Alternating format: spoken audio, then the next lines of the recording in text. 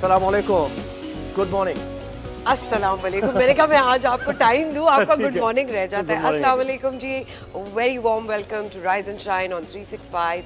आई hope आपकी भी सुबह उतनी ही खुशगवार हो जितनी हमारी होती है स्टूडियो में आके आपके सामने बैठ के। ऐसे ही है, ऐसे ही है। तो अच्छी बात से आगाज करते हैं क्योंकि हमारे पास बहुत कुछ है अभी और वक्त कम है, वक्त कम है, मुकाबला सख्त है। जी आज की अच्छी बात है, some bridges need to be burned, do not be afraid to start over. कई दफ़ा ऐसे होता है हमें कुछ ताल्लुकात अपने ख़त्म करने पड़ते हैं, कुछ रिश्ते ख़त्म करने पड़ते हैं और उसकी वजह से हम कभी डर से भी जाते हैं कि अब ये हम कैसे करेंगे अकेले। तो इट्स ओके, हर चीज़ का एक वक्त है, उसकी एक्सपायरी डेट है। एग्जैक्टली तो वही है, तो वही है। कुछ ब्रिजेस को जला दें, कुछ ब्रिजेस को बहाल रखें, बना लें। बिल्कुल जी। अच्छा, तो अच्छी बात हो गई है। अच्छी बात ये हो गई, हमारा वर्ड आज है dedication. Dedication refers to devotion, loyalty, हाँ, commitment for a person or a cause भी हो सकती है. It can also refer to a message beginning of a book, song that expresses affection. तो dedication जो है वो आपकी तभी होती है जब आप उस cause से या उस person से या उस जो भी आप fully convinced होते हैं कि आप जो कर रहे हैं वो ठीक कर रहे हैं और उसके बारे में feel करते हैं। जी, और यही डेडिकेशन जो है आपको सक्सेस की तरफ लेके जाती है। की टू सक्सेस भी इसको कहते हैं, क्योंकि देखिए बहुत से जब आप किसी टास्क को अचीव करने की तरफ जाते हैं, कोई टारगेट आपका होता है, तो उस रास्ते में बड़ी प्रॉब्लम्स भी आती हैं, मसाइल भी आते हैं, आप डिमोरलाइज भी होते हैं, लेकिन वो जो डेडिकेशन का जो लेवल है ना, वो अगर है आपके अंदर, मोटिवेशन है, तो फिर आप अपना काम कर जाएंगे। और बहुत सारी चीज़ें, बहुत दफ़ा हम ये देखते हैं ज़ुहैब कि कुछ लोग इम्पॉसिबल चीज़ें कर जाते हैं। क्यों? क्योंकि वो इतने डेडिकेटेड और इतने फोकस्ड होते हैं। अब जैसे मैं सही कहा आपने, वजह फरमाया और वजह फरमाया आपने। देखिए हमारी डेडिकेशन ये होती है कि हम उर्दू सही पढ़ लें, है ना? बिल्कुल, आपकी तालीम अच्छी, क्या बात है, हमारे ऊपर रवा करे। बेहतरीन बात आपने की। बस जी, तो ये हमारा हो गया अच्छा शुरू का अच्छी बात और वर्ड। अब हम चलते हैं जी टॉप स्टोरीज की तरफ हम चलते हैं। नौमुंतखब अमेरिकी सदर डोनाल्ड ट्रंप ने रूसी सदर पुतिन से बात करने की ख्वाहिश का इजहार किया है। व्लादिमीर पुतिन से वो कह रहे हैं बात करेंगे। और देखें, जब बाइडन थे तो बाइडन के वक्त में क्या सूरत हाल थी कि एक जंग के दहाने पर खड़ा हो गया था। यूएस और रशिया में बड़ी ज़्यादा तलखियाँ आ गई थी यूक्रेन की वजह से, और रशिया इल्ज़ामात लगा रहा था। लेकिन अब एकदम से एक शिफ्ट पॉलिसी का एटलीस्ट स्टेटमेंट की हद तक तो आया है कि उन्होंने बात करने की ख्वाहिश का इजहार किया पुतिन से। ट्रंप ने अपने बयान में कहा कि 70 से ज़्यादा ममालिक के रहनुमाओं से बात हुई है, अभी तक रूस के सदर से बात नहीं हुई है। एक अच्छा जेस्चर है ये, आप देखें, गुडविल जेस्चर है जो कि रूस के सदर की तरफ उन्होंने। बिल्कुल, एंड पुतिन से तो उनकी अच्छी बातचीत रही है इन द पास्ट, लेकिन यूएस के प्रेसिडेंट के तौर पे जाहिर है वो देखना होता है। तो रूसी सदर से बात करने का इरादा उनका है। रूसी सदर व्लादिमीर पुतिन ने डोनाल्ड ट्रंप को सदारती इलेक्शन जीतने पर मुबारकबाद पेश की है। सदर पुतिन ने कहा कि रूस अमेरिका के साथ ताल्लुकात की बहाली के लिए तैयार है, फैसला अमेरिका ने करना है। दूसरी जानिब चीनी सदर ने डोनाल्ड ट्रंप को टेलीफोन पर कामयाबी की मुबारकबाद दी है। तो ये दोनों ममालिक खासतौर पर इन पर नज़र रखनी है जो फॉरेन अफेयर्स पर नज़र रखते हैं और दुनिया के मामलात, खित्ते के मामलात। तो चाइना और रशिया, इन दोनों ममालिक के ताल्लुकात, अगर डोनाल्ड ट्रंप इसमें कामयाब हो जाते हैं कि इन दोनों ममालिक से वर्किंग रिलेशनशिप अच्छा बन जाए, तो फिर पूरी दुनिया के लिए बेहतरी होगी और इनका एक एज इन्हें हासिल हो जाएगा और बड़ा उनके लिए कुछ बताने को होगा कि मैंने आने के बाद ये बेहतरीन काम किया है। बिल्कुल, क्योंकि चाइना में जो उन्होंने पहले भी चाइना की जो ट्रेड वॉर चल रही है इंटेलेक्चुअल उस पे कि भाई हर चीज़ कॉपी हो जाती है चाइना में, तो वो नहीं होनी चाहिए। तो वो बात भी सही है, everything can not be made in China. जी बिल्कुल। तो अब ये डोनाल्ड ट्रंप के आने के बाद पाकिस्तान में जिस हलचल की हम बात कर रहे थे, कल भी हमने इसके बारे में जिक्र किया और आज फिर कल के दिन में बहुत ज़्यादा बयान इस किस्म के। और मैं समझने से कासिर हूँ सरवत के इस तरह के अथॉरिटीज़ की तरफ से बयान आना, वो जो रिस्पॉन्सिबल सीट्स पर लोग मौजूद हैं, वुज़रा के लेवल पे हैं, मुशीर के लेवल पे हैं, वो इस तरह के बयान क्यों दे रहे हैं? अब जैसे देखें, वज़ीर दिफा ख्वाजा आसिफ ने कहा कि हमें नहीं लगता कि डोनाल्ड ट्रंप बानी पीटीआई की रिहाई के लिए कुछ कहेंगे हमसे, एक शख्स की खातिर कोई भी अपने ताल्लुकात ख़राब नहीं करेगा और ये नहीं होगा कि ट्रंप की कॉल आए और इमरान को हवाले कर दें। मतलब क्यों? आप अभी वहाँ पहुंचे नहीं हैं, कोई इस किस्म की बात नहीं हुई है, कोई यूएस ऑफिशियल से अभी तक बात नहीं हुई, अभी तक तो पावर शिफ्ट भी नहीं हुआ है और जैसे हम भी नहीं कल भी इंटरव्यू कर रहे थे तो उन्होंने कहा कि अभी तो वो इंटरनल मैटर्स को देखेंगे, तो अभी तो पहला फोकस उनका जनवरी तक to understand the economic problems of America होगा, तो ऐसे बड़े स्टेटमेंट्स यानी ना आप दे ये तो स्टेटमेंट क्यों देना चाह रहे हैं? ये अनकॉल्ड फॉर है, यानी आप प्रीएम्प्ट करना चाह रहे हैं, और अगर प्रीएम्प्ट भी करना चाह रहे हैं तो ये बैकफायर कर सकता है। बिल्कुल कर सकता है, जैसे उनके अपने पहले बिल्कुल ट्वीट्स भी कर चुके हैं। बिल्कुल ऐसा ही। तो जरा बयानात की हद तक जरा संभल के रहना चाहिए। पाकिस्तान पीपल्स पार्टी के बड़े मुतनासिब बयानात आ रहे हैं और बाकायदा पॉजिटिव जेस्चर उनकी तरफ से जा रहा है, जो भी आ रहा है। अमेरिका में भी इस्टेब्लिशमेंट की हुकूमत है, ख्वाजा आसिफ ने कहा, जो पाकिस्तान से भी ज्यादा मजबूत है। सोशल मीडिया वेबसाइट पर उन्होंने कहा कि बाज़ अफराद का कहना है कि अमेरिका से कॉल आने की देर है और इमरान खान को कॉल करने वालों के हवाले कर दिया जाएगा।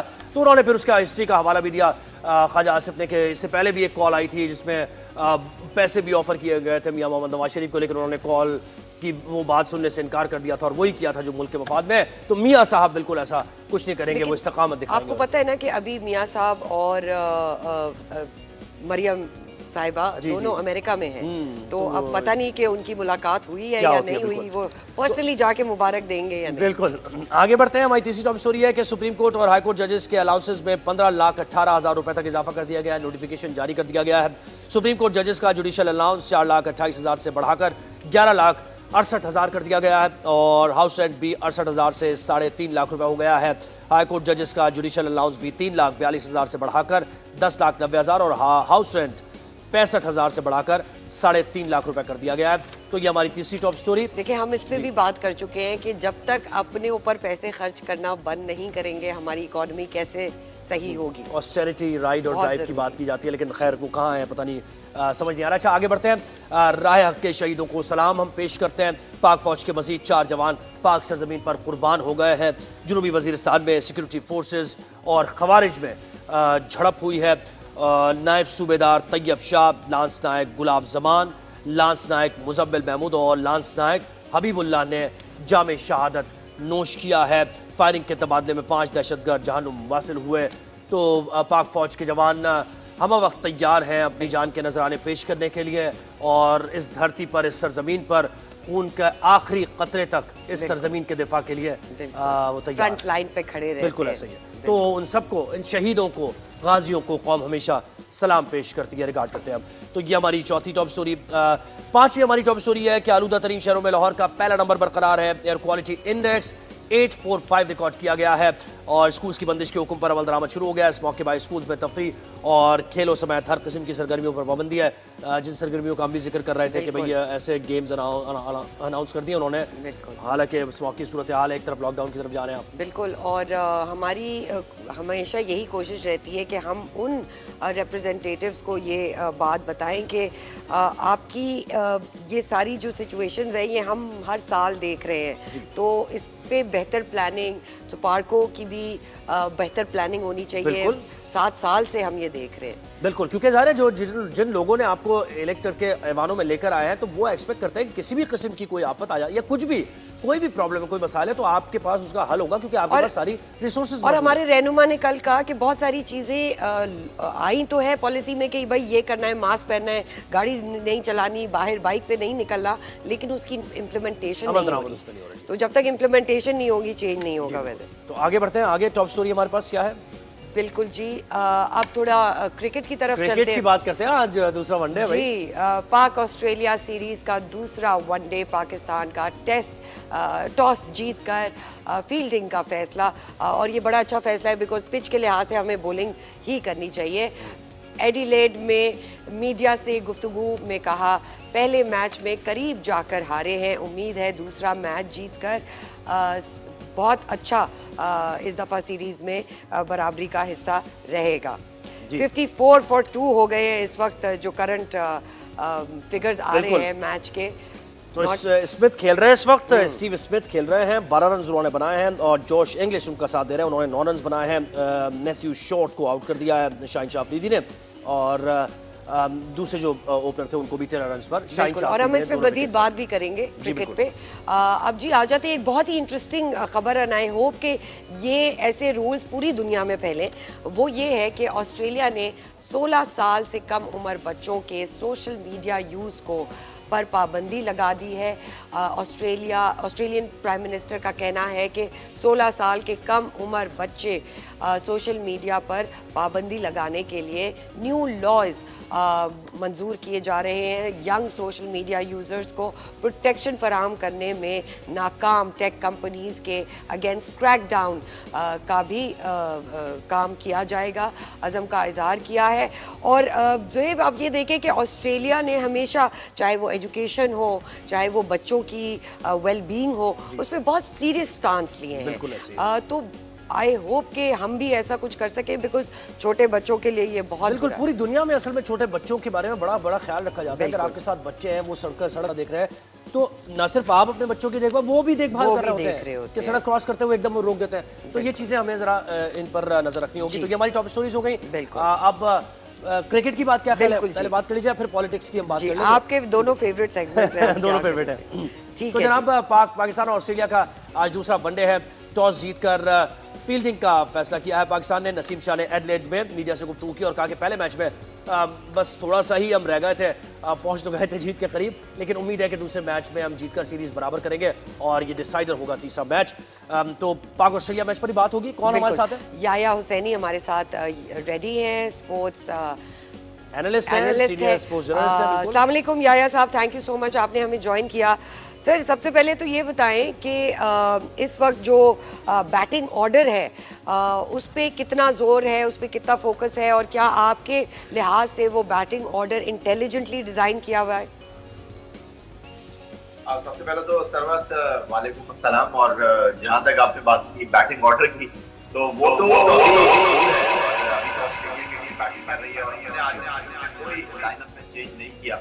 और आज हम अपनी दूसरी टीम के साथ मैदान में उतरे हैं, जिसको मेलबर्न में कुछ दिन पहले 2 विकेट से नाकामी का सामना करना पड़ा था।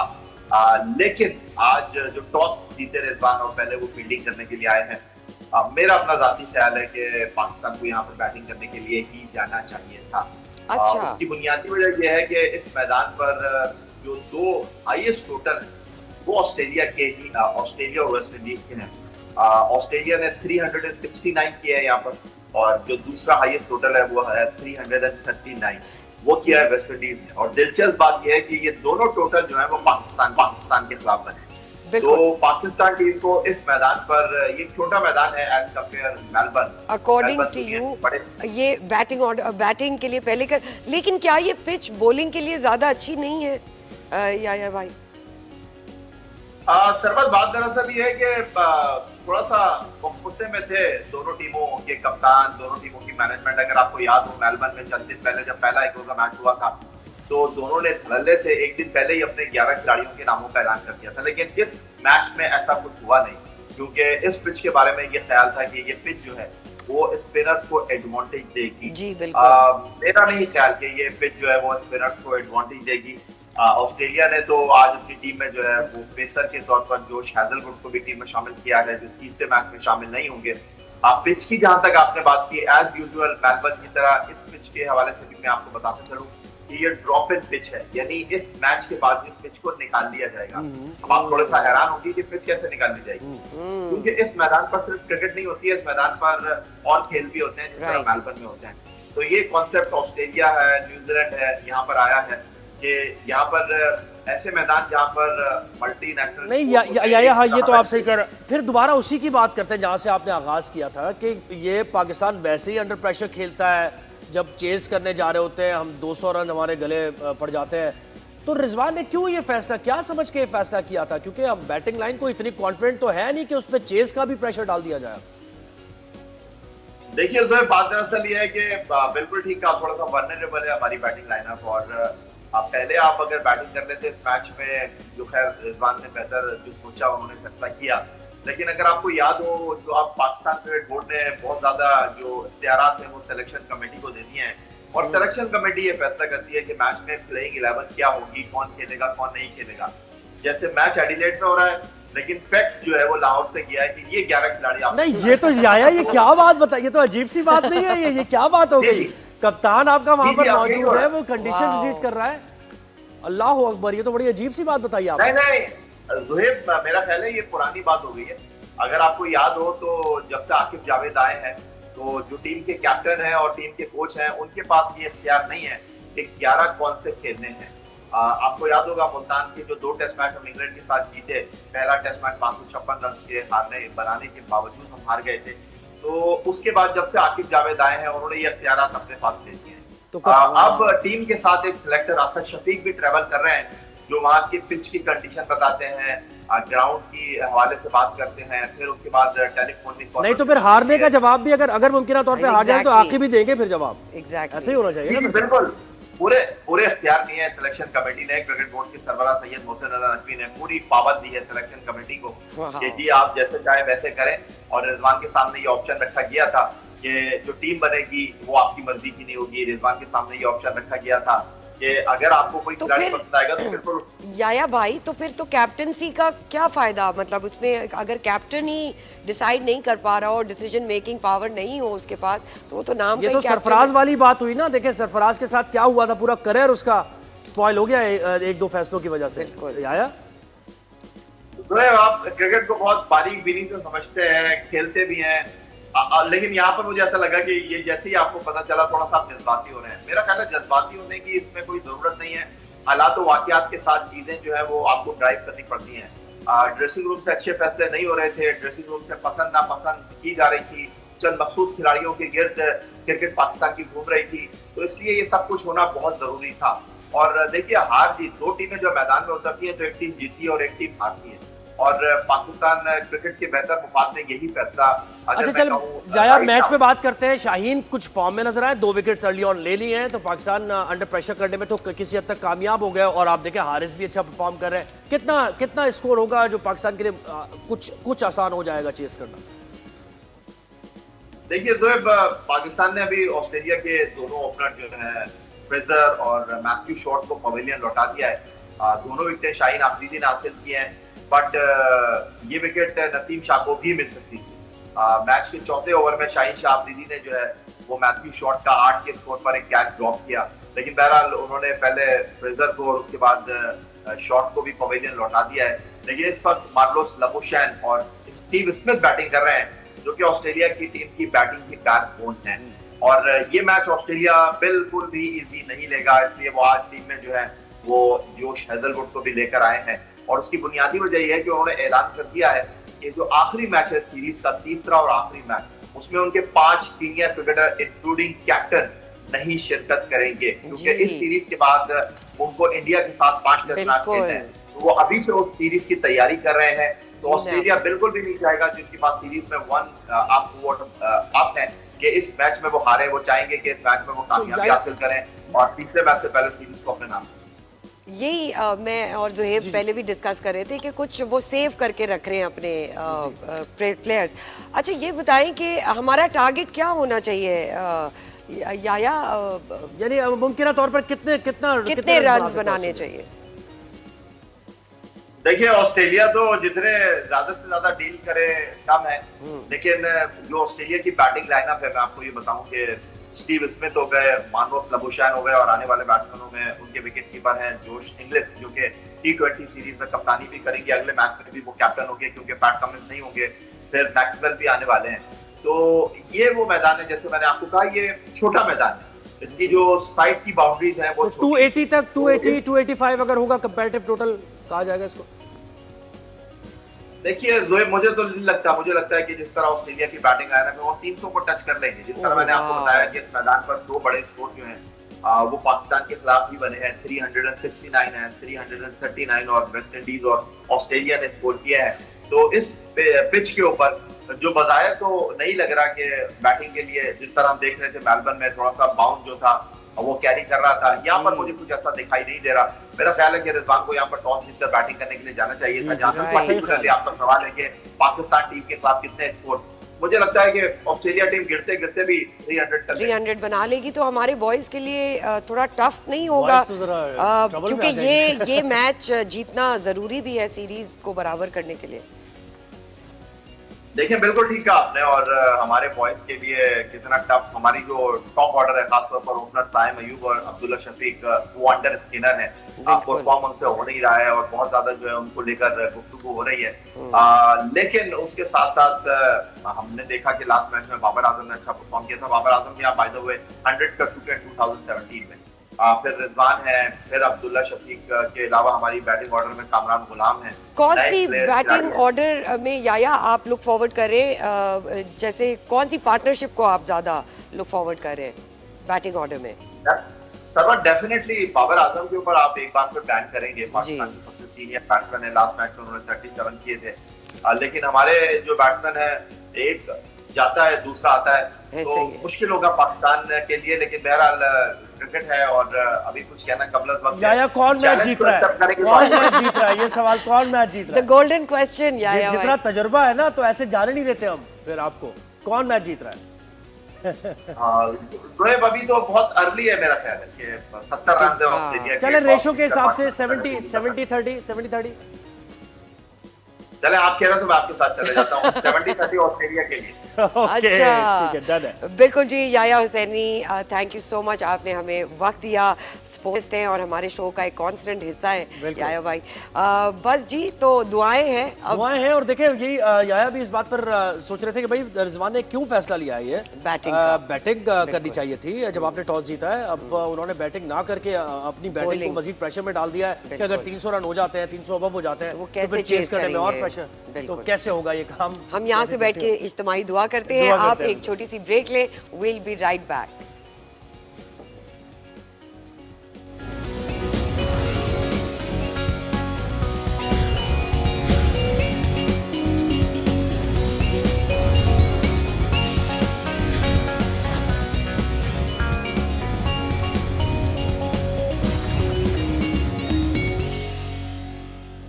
जी नाजरीन, वेलकम बैक।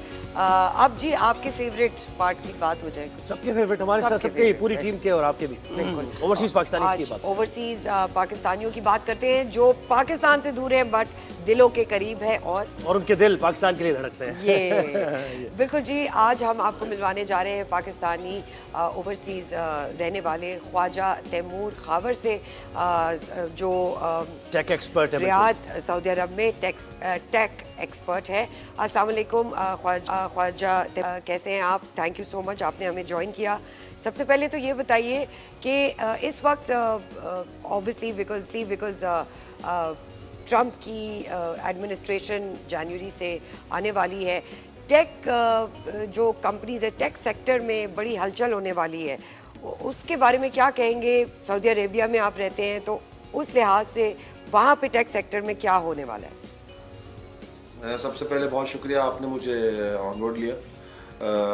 लेकिन being a Pakistani company, we are from Pakistan and we are a Pakistani company, और अभी हम इंटरनेशनल मार्केट में बैठे हुए हैं इन सऊदी अरेबिया और compete कर रहे हैं इंटरनेशनल मार्केट में with different companies. So first of all ये एक बहुत बड़ा प्राउड है फॉर अस कि एक लोकल कंपनी होके हम इंटरनेशनल मार्केट में compete कर रहे हैं, नंबर 1 अल्हम्दुलिल्लाह। और सेकेंडली ये कि ऐसा कुछ हमें डिफरेंस नज़र नहीं आएगा ट्रम्प के आने से।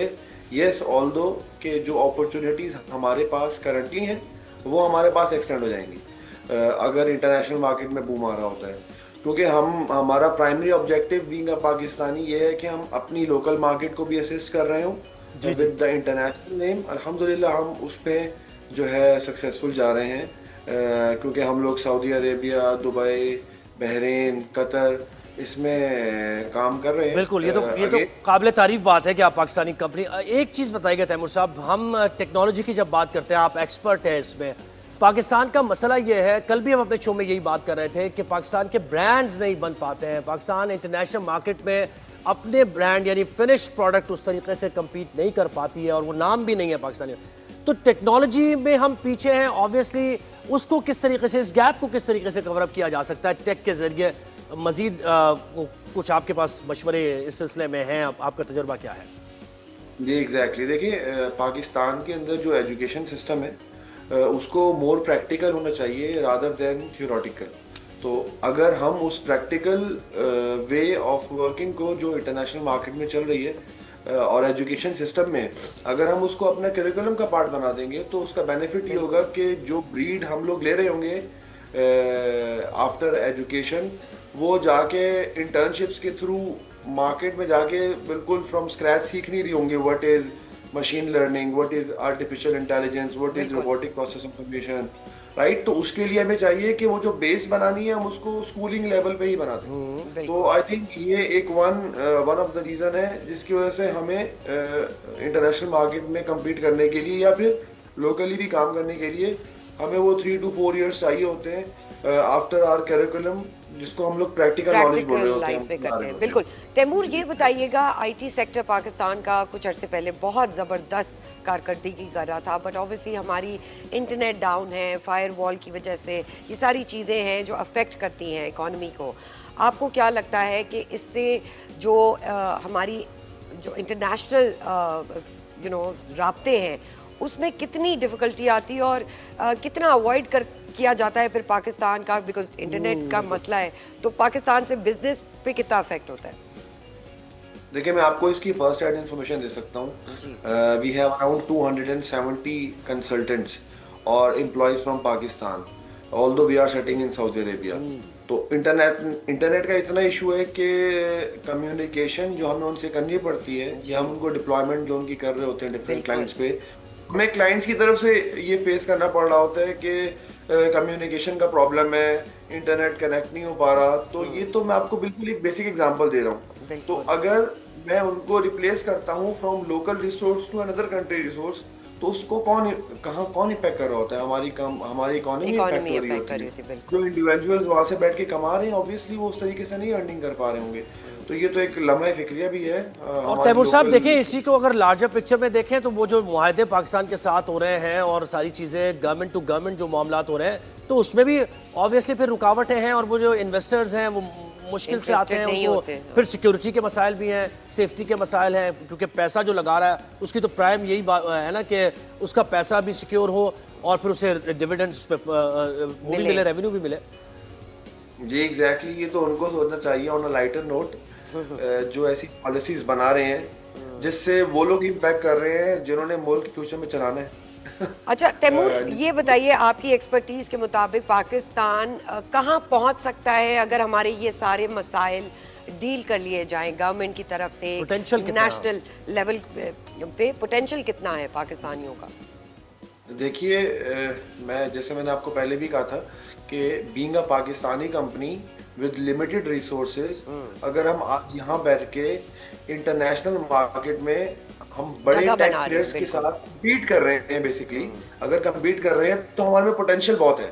पोटेंशियल की कोई कमी नहीं है पाकिस्तानीज में, राइट। तो अगर हमें और अपॉर्चुनिटी दी जाए और हमें रिसोर्सेज दिए जाएं तो हम अपने आप को हर लेवल पे प्रूव कर सकते हैं।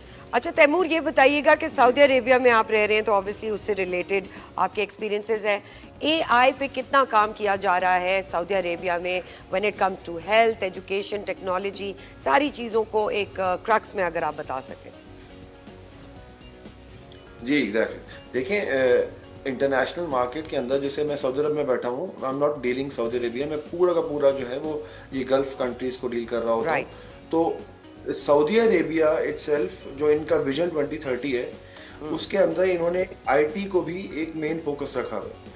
तो not just artificial intelligence, robotic process automation, machine learning, ये इन सब टेक्नोलॉजीज को यूज़ कर रहे हैं और दुनिया से लोगों को बुला के, कंपनीज को बुला के अपने लोकल्स को भी ट्रेन कर रहे हैं ताकि इनके लोकल्स भी इंटरनेशनल एक्सपर्टीज से बेनिफिट ले सकें।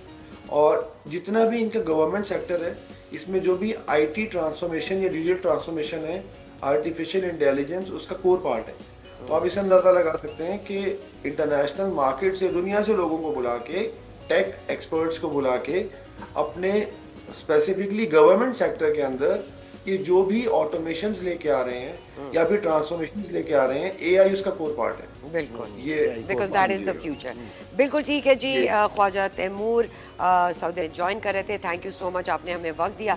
यही बात है, पोटेंशियल बहुत है पाकिस्तानियों में। हम हर सेक्टर में देखते हैं, चाहे वो स्पोर्ट्स हो, टेक्नोलॉजी हो, हमारे पास अपॉर्चुनिटीज नहीं है, लेकिन फिर भी हम शाइन कर रहे हैं। और गुफ्तगू का आगाज ही उन्होंने इस तरह किया कि भाई प्रैक्टिकल नॉलेज ज्यादा होनी चाहिए, यानी आप जब सिलेबस में स्कूल- डालें। हाँ उसमें डालें, ताकि फिर वो 3-4 साल ज्यादा ना लग जाए कि भाई वहाँ सीखने में आपको एक्सपीरियंस एक्सपीरियंस प्रैक्टिकली लेने में। तो अब बढ़ते आगे और कुछ सियासत की बात करते हैं, क्योंकि सियासत में डोनाल्ड ट्रंप के आने के बाद पाकिस्तानी सियासत में बहुत सारे बयानात दिए जा रहे हैं, और उन बयानात का हमने जिक्र भी किया। बिल्कुल। कुछ गैर जिम्मेदाराना किस्म के भी बयानात हैं जिनकी कोई ज़रूरत अभी फिल वक्त नहीं है। तो वो क्या है, और नून लीग कैसे अब ताल्लुकात आगे यूएस के साथ बनने जा रहे हैं हुकूमत के, और क्या सोच रही है, क्या कोई तशवीश है, ये सब हम जानने की कोशिश करेंगे। मुस्लिम लीग नून के रहनुमा राना सनाउल्लाह मुशीर बराए सियासी उमूर वज़ीर आज़म भी हैं। बहुत शुक्रिया राना साहब, आपने हमें वक्त दिया। पहला सवाल आपसे यही कि ट्रंप की जीत पर तहरीक इंसाफ तो खुशियां मना रही है, लेकिन नून लीग वाले कुछ परेशान से दिखाई दे रहे हैं, ऐसा क्यों है? नहीं, ये दोनों ही, अगर कोई नून लीग से परेशान है तो वो भी बिला वजह है, और जो पीटीआई वालों की खुशियां हैं उनकी भी कोई बुनियाद नहीं है। ये ऐसे ही एक खाम ख्याली है। ट्रंप साहब की कामयाबी जो है वो कामयाबी उनके मुल्क के लिए या अपने वोटर्स के लिए है, वो कोई किसी इंडिविजुअल के लिए तो नहीं है। तो जो हमारी असेसमेंट या एनालिसिस है उसमें मेरा नहीं ख्याल कि ट्रंप जो है वो इमरान खान साहब की रिहाई से मुतल्लक जो है वो कोई स्टांस लेंगे। सर, जैसे आप कह रहे हैं ट्रंप नहीं लेंगे स्टांस। ट्रंप ने ओवर द इयर्स और हमेशा माजी में भी ह्यूमन राइट्स पे बहुत बात की, और ह्यूमन राइट्स वायलेशन के हमेशा अगेंस्ट रहे हैं। और इन द मीन टाइम, जब तक वो अपोजिशन में नहीं थे, उन्होंने 3 दफ़ा इमरान खान के लिए बात की है, उनका जिक्र किया है, और कहा है कि उनके ऊपर जो भी केसेस लगाए गए हैं वो पॉलिटिकल मोटिवेटेड केसेस हैं। तो क्या डोनाल्ड ट्रंप इमरान खान को रिहा करवा सकते हैं? जी, मेरा नहीं ख्याल कि वो इसमें इंटरेस्टेड भी होंगे। दिलवाना तो बहुत दूर की बात है, पाकिस्तान एक सॉवरेन स्टेट है। अगर डोनाल्ड ट्रंप साहब इस बारे में कोई बात करते भी हैं तो अमेरिका ने भी तो आफिया सिद्दीकी को बेकसूर बेगुनाह जो है वो जेल में डाला हुआ है, तो अभी तक उन्होंने कभी पाकिस्तान की रिक्वेस्ट का जवाब भी नहीं दिया। तो हमारे लिए भी कोई ऐसी मजबूरी नहीं होगी कि जी उन्होंने अगर कहा है तो हमने उसके ऊपर अमल। अच्छा राज साहब, ये भी कहिएगा कि आप तो 2 दिन पहले एक शो में भी थे, और आप खुल के यही मौक़िफ़ अपना दे रहे थे, और वो जो कुछ हो चुका है यूएस में, कैपिटल हिल और फिर अदम बर्दाश्त और गैर जमहूरी रवैये ट्रंप को लेकर, तो आप दोबारा उनका इजहार कर रहे थे, बरमला कर रहे थे। लेकिन नून लीग के कुछ रहनुमा ट्रंप के हवाले से किए गए इसी किस्म के ट्वीट्स डिलीट कर रहे हैं, ऐसा क्यों है? एहसन खान उनमें से एक है।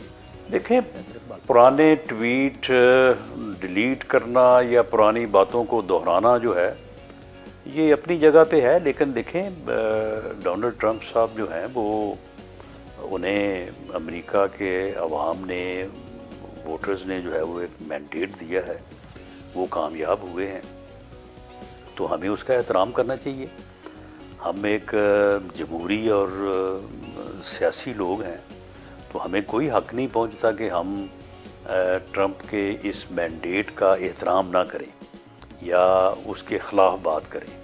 ये जो कुछ भी उनके मतलब कहा जाता रहा या जो भी उनके मतलब जो है वो एक यानी इम्प्रेशन था, वो अपनी जगह पे था, लेकिन अमेरिका के वोटर्स ने उन तमाम चीज़ों के बावजूद जो है उसके ऊपर एतमाद का इज़हार किया है। अब उस एतमाद के इज़हार, उस मैंडेट को जो है वो हमें तस्लीम करना चाहिए। और दूसरा ये कि आज के बाद अगर वो कोई ऐसे मामलात करते हैं, ऐसे एक्शंस करते हैं, तो जिनसे हमें कोई एतराज़ या जिनसे हमें कोई अदम इत्तफाक होता है, तो उसके ऊपर हमें बिल्कुल हक हासिल है कि हम बात करें। राज साहब, इसमें ये होता है ना कि कातिलाना हमले भी उन पर हुए, मुकदमात भी उनके ऊपर जो बने, हर किस्म के मुकदमात, सियासी इंतकाम का निशाना भी बनाया गया। मीडिया ने भी जो ट्रंप के खिलाफ मुहिम हमने देखा यूएस में भी और पूरी इंटरनेशनल मीडिया भी, तो वो भी उसमें भी कोई कसर नहीं रखी गई है, लेकिन उसके बावजूद ट्रंप का बयानिया जीत गया। आप क्या समझते हैं, इसकी वजूहात हैं क्या? देखिए, ट्रंप की जो कामयाबी है उसमें एक तो उसकी मुसलसल उसकी मेहनत है, दूसरा ये है कि उसने इकॉनमी को जो है वो बतौर ख़ास प्रायोरिटाइज़ किया और उसके मतलब उन्होंने बात की। फिर जो वहाँ के जो अमेरिकन्स हैं उनके जो इंटरेस्ट हैं उसके ऊपर उन्होंने ज़्यादा फोकस किया। ये जो इमिग्रेंट्स के मतलब उनका मौक़िफ़ है, ये मौक़िफ़ भी दरअसल जो है वो इसी वजह से है कि वो जो अमेरिकन्स हैं उनके मफादात को वो तहफ़्फ़ुज़ देना चाहते हैं, उनको सिक्योर करना चाहते हैं। और एक आखिरी वजह जो मैं समझता हूँ कि एक सियासी कारकुन होने के नाते कि जो डेमोक्रेट हैं उन्होंने जो अपना कैंडिडेट बदला, यानी जो बाइडेन से जो वो आए हैं कमला हैरिस की तरफ, ये उन्होंने लेट किया। अगर वो साल पहले ही ये फ़ैसला कर लेते, जो बाइडेन साहब वाकई एक जो है वो अगर मौसर और मुतहर्रक कैंडिडेट नहीं थे, जो कि बाद में उन्होंने ये फ़ैसला किया, इस नतीजे पे पहुँचे और फिर उन्होंने कैंडिडेट चेंज करके कमला हैरिस साहबा को जो है वो लेके आए। अगर ये अमल वो साल पहले कर लेते और शुरू दिन से ही जो है वो इसी तरह से मेहनत करते, जो मेहनत उन्होंने आखिरी मेरा ख़्याल 2 या 3 माह में की है, तो ये रिज़ल्ट मुख्तलिफ हो सकता था। क्योंकि ये मुकाबला जो है ये बड़ा नैरो मार्जिन पे हुआ है, कोई ऐसी कोई एक तरफ़ा कामयाबी ट्रंप साहब को जो है वो नहीं मिली। तो ये भी एक सियासी वजह है कि जिसकी वजह से जो है वो डेमोक्रेट जो है वो कामयाबी हासिल नहीं कर सके। तो ये वजूहात हैं जिसकी बुनियाद के ऊपर ट्रंप साहब जो है वो जीते हैं। लेकिन बहरहाल अब वो जीत गए हैं, अब मैंडेट उन्हें मिल गया है। डेमोक्रेटिक रवैया अब यही है कि उसका एहतराम करना चाहिए और उसको तस्लीम करना चाहिए। तस्लीम करना चाहिए। राना साहब ये बताइए, नवाज शरीफ साहब और मरियम साहिबा अमेरिका के दौरे पर हैं, उनकी क्या मसरूफियात हैं? क्या अमेरिकी इंतज़ामिया से भी कोई मीटिंग स्केड्यूल है उनकी? नहीं, उनकी ज़ाती मसरूफियात हैं, उनकी कोई ऐसी मसरूफियात नहीं है और ख़ास तौर पे इलेक्शन रिलेटेड तो बिल्कुल नहीं है। अच्छा, कुछ हलकों में राना साहब ये खबरें गर्दिश कर रही हैं कि हुकूमत काजी फाइज ईसा को चीफ इलेक्शन कमिश्नर बनाने का इरादा रखती है। अब आप ज़ाहिर मौजूद हैं यहाँ पर, तो आपसे इसकी कंफर्मेशन या अगर आप डिनाई करना चाहते हैं, इसमें हकीकत है क्या इन खबरों में? जी, इसमें ना तो हुकूमत ऐसा इरादा रखती है और ना काजी फैज़ ईसा साहब ही चीफ इलेक्शन कमिश्नर बनने के लिए जो है वो रज़ामंद हैं। काजी फैज़ ईसा साहब बड़े ऑनरेबल इंसान हैं और बहुत जो है वो कम्पिटेंट और ऑनेस्ट इंडिपेंडेंट जज रहे हैं। ये बदकिस्मती है कि एक कंट्रोवर्सी जो है वो उनके साथ जोड़ दी गई, वरना उन्होंने बतौर जज जो फ़ैसले किए हैं और जिस तरह से उन्होंने अपने आप को बतौर चीफ जस्टिस कंडक्ट किया है, तो वो बहुत अच्छे लफ्ज़ों में याद रखे जाने चाहिए, याद रखे जाएंगे और वो कोई इस किस्म का कंट्रोवर्शियल जो है वो ओहदा नहीं लेंगे। ये खामखा जो है वो ये अफवाह साजी है। सर ये बताइएगा कि क्या बानी पीटीआई के मिलिट्री ट्रायल का फैसला हो गया है, और अगर हो गया है तो ये कब तक हमें पता चलेगा? देखिए, इस बारे में कोई फ़ैसला नहीं हुआ। इस बारे में वही एक मुख्तसर सी 2 लाइनों की प्रेस स्टेटमेंट है जो DGI-SPR ने जारी की थी। उसके बाद इस बारे में कोई वहाँ से जो है वो इन्फॉर्मेशन नहीं आई और किसी और को ना कोई इन्फॉर्मेशन है, ना कोई इस बारे में जो है वो कोई अंदाज़ा लगा सकता है। ये जो फ़ैसला होगा तो जब तक DGI-SPR की तरफ से उसकी इन्फॉर्मेशन नहीं आएगी उस वक्त तक इस बारे में कुछ नहीं कहा जा सकता। जी, बहुत शुक्रिया। मुस्लिम लीग नून के सीनियर रहनुमा राना सनाउल्लाह हमारे साथ थे और वो ये कह रहे थे कि ट्रंप के आने से कोई फ़र्क नहीं पड़ेगा, और वो तो ये कह रहे हैं कि कोई ट्रंप की मसरूफियात ही अपनी ज़्यादा है, अमेरिका के मामले में पॉलिसीज़ वो तो वो ऐसे इन्फ्लुएंस नहीं करेंगे, वो एक्सपेक्ट करेंगे। I mean we know that already कि वो अपने इकोनॉमिक स्टेट को बेहतर करना चाह रहे हैं, but obviously he has a foreign policy. तो फिर ये अनसर्टेन क्यों है इतना? क्यों इस तरह के बयानात आ रहे हैं? अब खुद राना सनाउल्लाह के बयानात आप देखें ना कि वो ट्रंप के अगर गुज़श्ता अदवार में या फिर जब डेमोक्रेट रूल कर रहे थे तो उस दौर में जो कुछ भी ट्रंप ने किया है या फिर कैपिटल हिल हमले की बात है या फिर गैर जमहूरी रवैये की बात है, तो उसका जिक्र अभी क्यों किया जा रहा है मुस्लिम लीग नून की तरफ से, हुकूमत की तरफ से? ये मैं अभी भी समझने से कासिर हूँ कि क्या हो रहा है। बिल्कुल, because we should move to a positive front, बिल्कुल ऐसे। And we should start from a positive front. बिल्कुल जी। ब्रेक पे जाने से पहले हम आपको ये बताते चले कि जॉन एलिया जो बहुत ही अनबिलीवेबल राइटर रहे हैं, उनकी बरसी है, शायर रहे हैं, उन्होंने हमारी जी बिल्कुल दुनिया से गुजरे उन्हें 22 बरस बीत चुके हैं और उनके कहे अशार जो है आज भी रोज़े अव्वल की तरह तरोताज़ा है और हर दौर के लिए जो तकाजे हैं दौर के। अच्छा, बिल्कुल बड़ी अमेजिंग बात क्या है कि शायर अगर 40-50 साल पहले के भी हैं तो वो ऐसा लगता है कि आगे की सूरत हाल देख रहे हैं, वो कोशिश कर रहे हैं और उसके बारे में शेयर कर रेलेवेंट है उनके और बड़े कॉमन मैन की माइंडसेट को लेके चलते हैं। तो जरा देखते हैं, ये मुझे चैन क्यों नहीं पड़ता, एक ही शख्स था जहाद में क्या बात, और मुझको तो कोई टोकता भी नहीं, यही होता है खानदान में क्या। बिल्कुल कॉमन मैन। मेरी हर बात बेअसर ही रही, नुक्स था कुछ मेरे बयान में क्या। अच्छा सुने जरा। मैंने हर बार उससे मिलते वक्त उससे मिलने की आरजू की है और उसके जाने के बाद भी मैंने उसकी खुशबू से गुफ्तगू की है।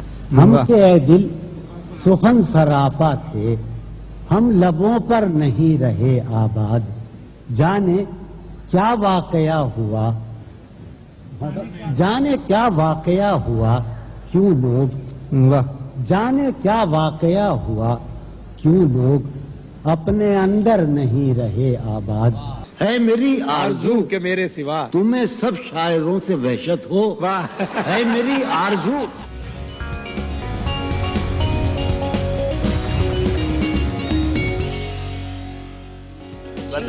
वेलकम बैक नाजरीन। भाई बहुत सारी चीज़ें हो रही हैं पॉलिटिक्स फ्रंट पे भी, वेदर फ्रंट पे भी, तो अच्छा यही है कि हम उस पर भी तफसील से बात करें। बिल्कुल उस पर बात करेंगे हम तफसील से, और पाकिस्तान तहरीक इंसाफ के मामला किस तरफ जा रहे हैं ये हम जानेंगे कि भाई जब हुकूमत की तरफ से डोनाल्ड ट्रंप के आने के बाद एक तरफ तो जाविया ये है कि डोनाल्ड ट्रंप इंटरफेयर नहीं करेंगे पाकिस्तानी मामलात में, और देखें एक सूरत-ए-हाल कुछ अजीब सी बन गई है।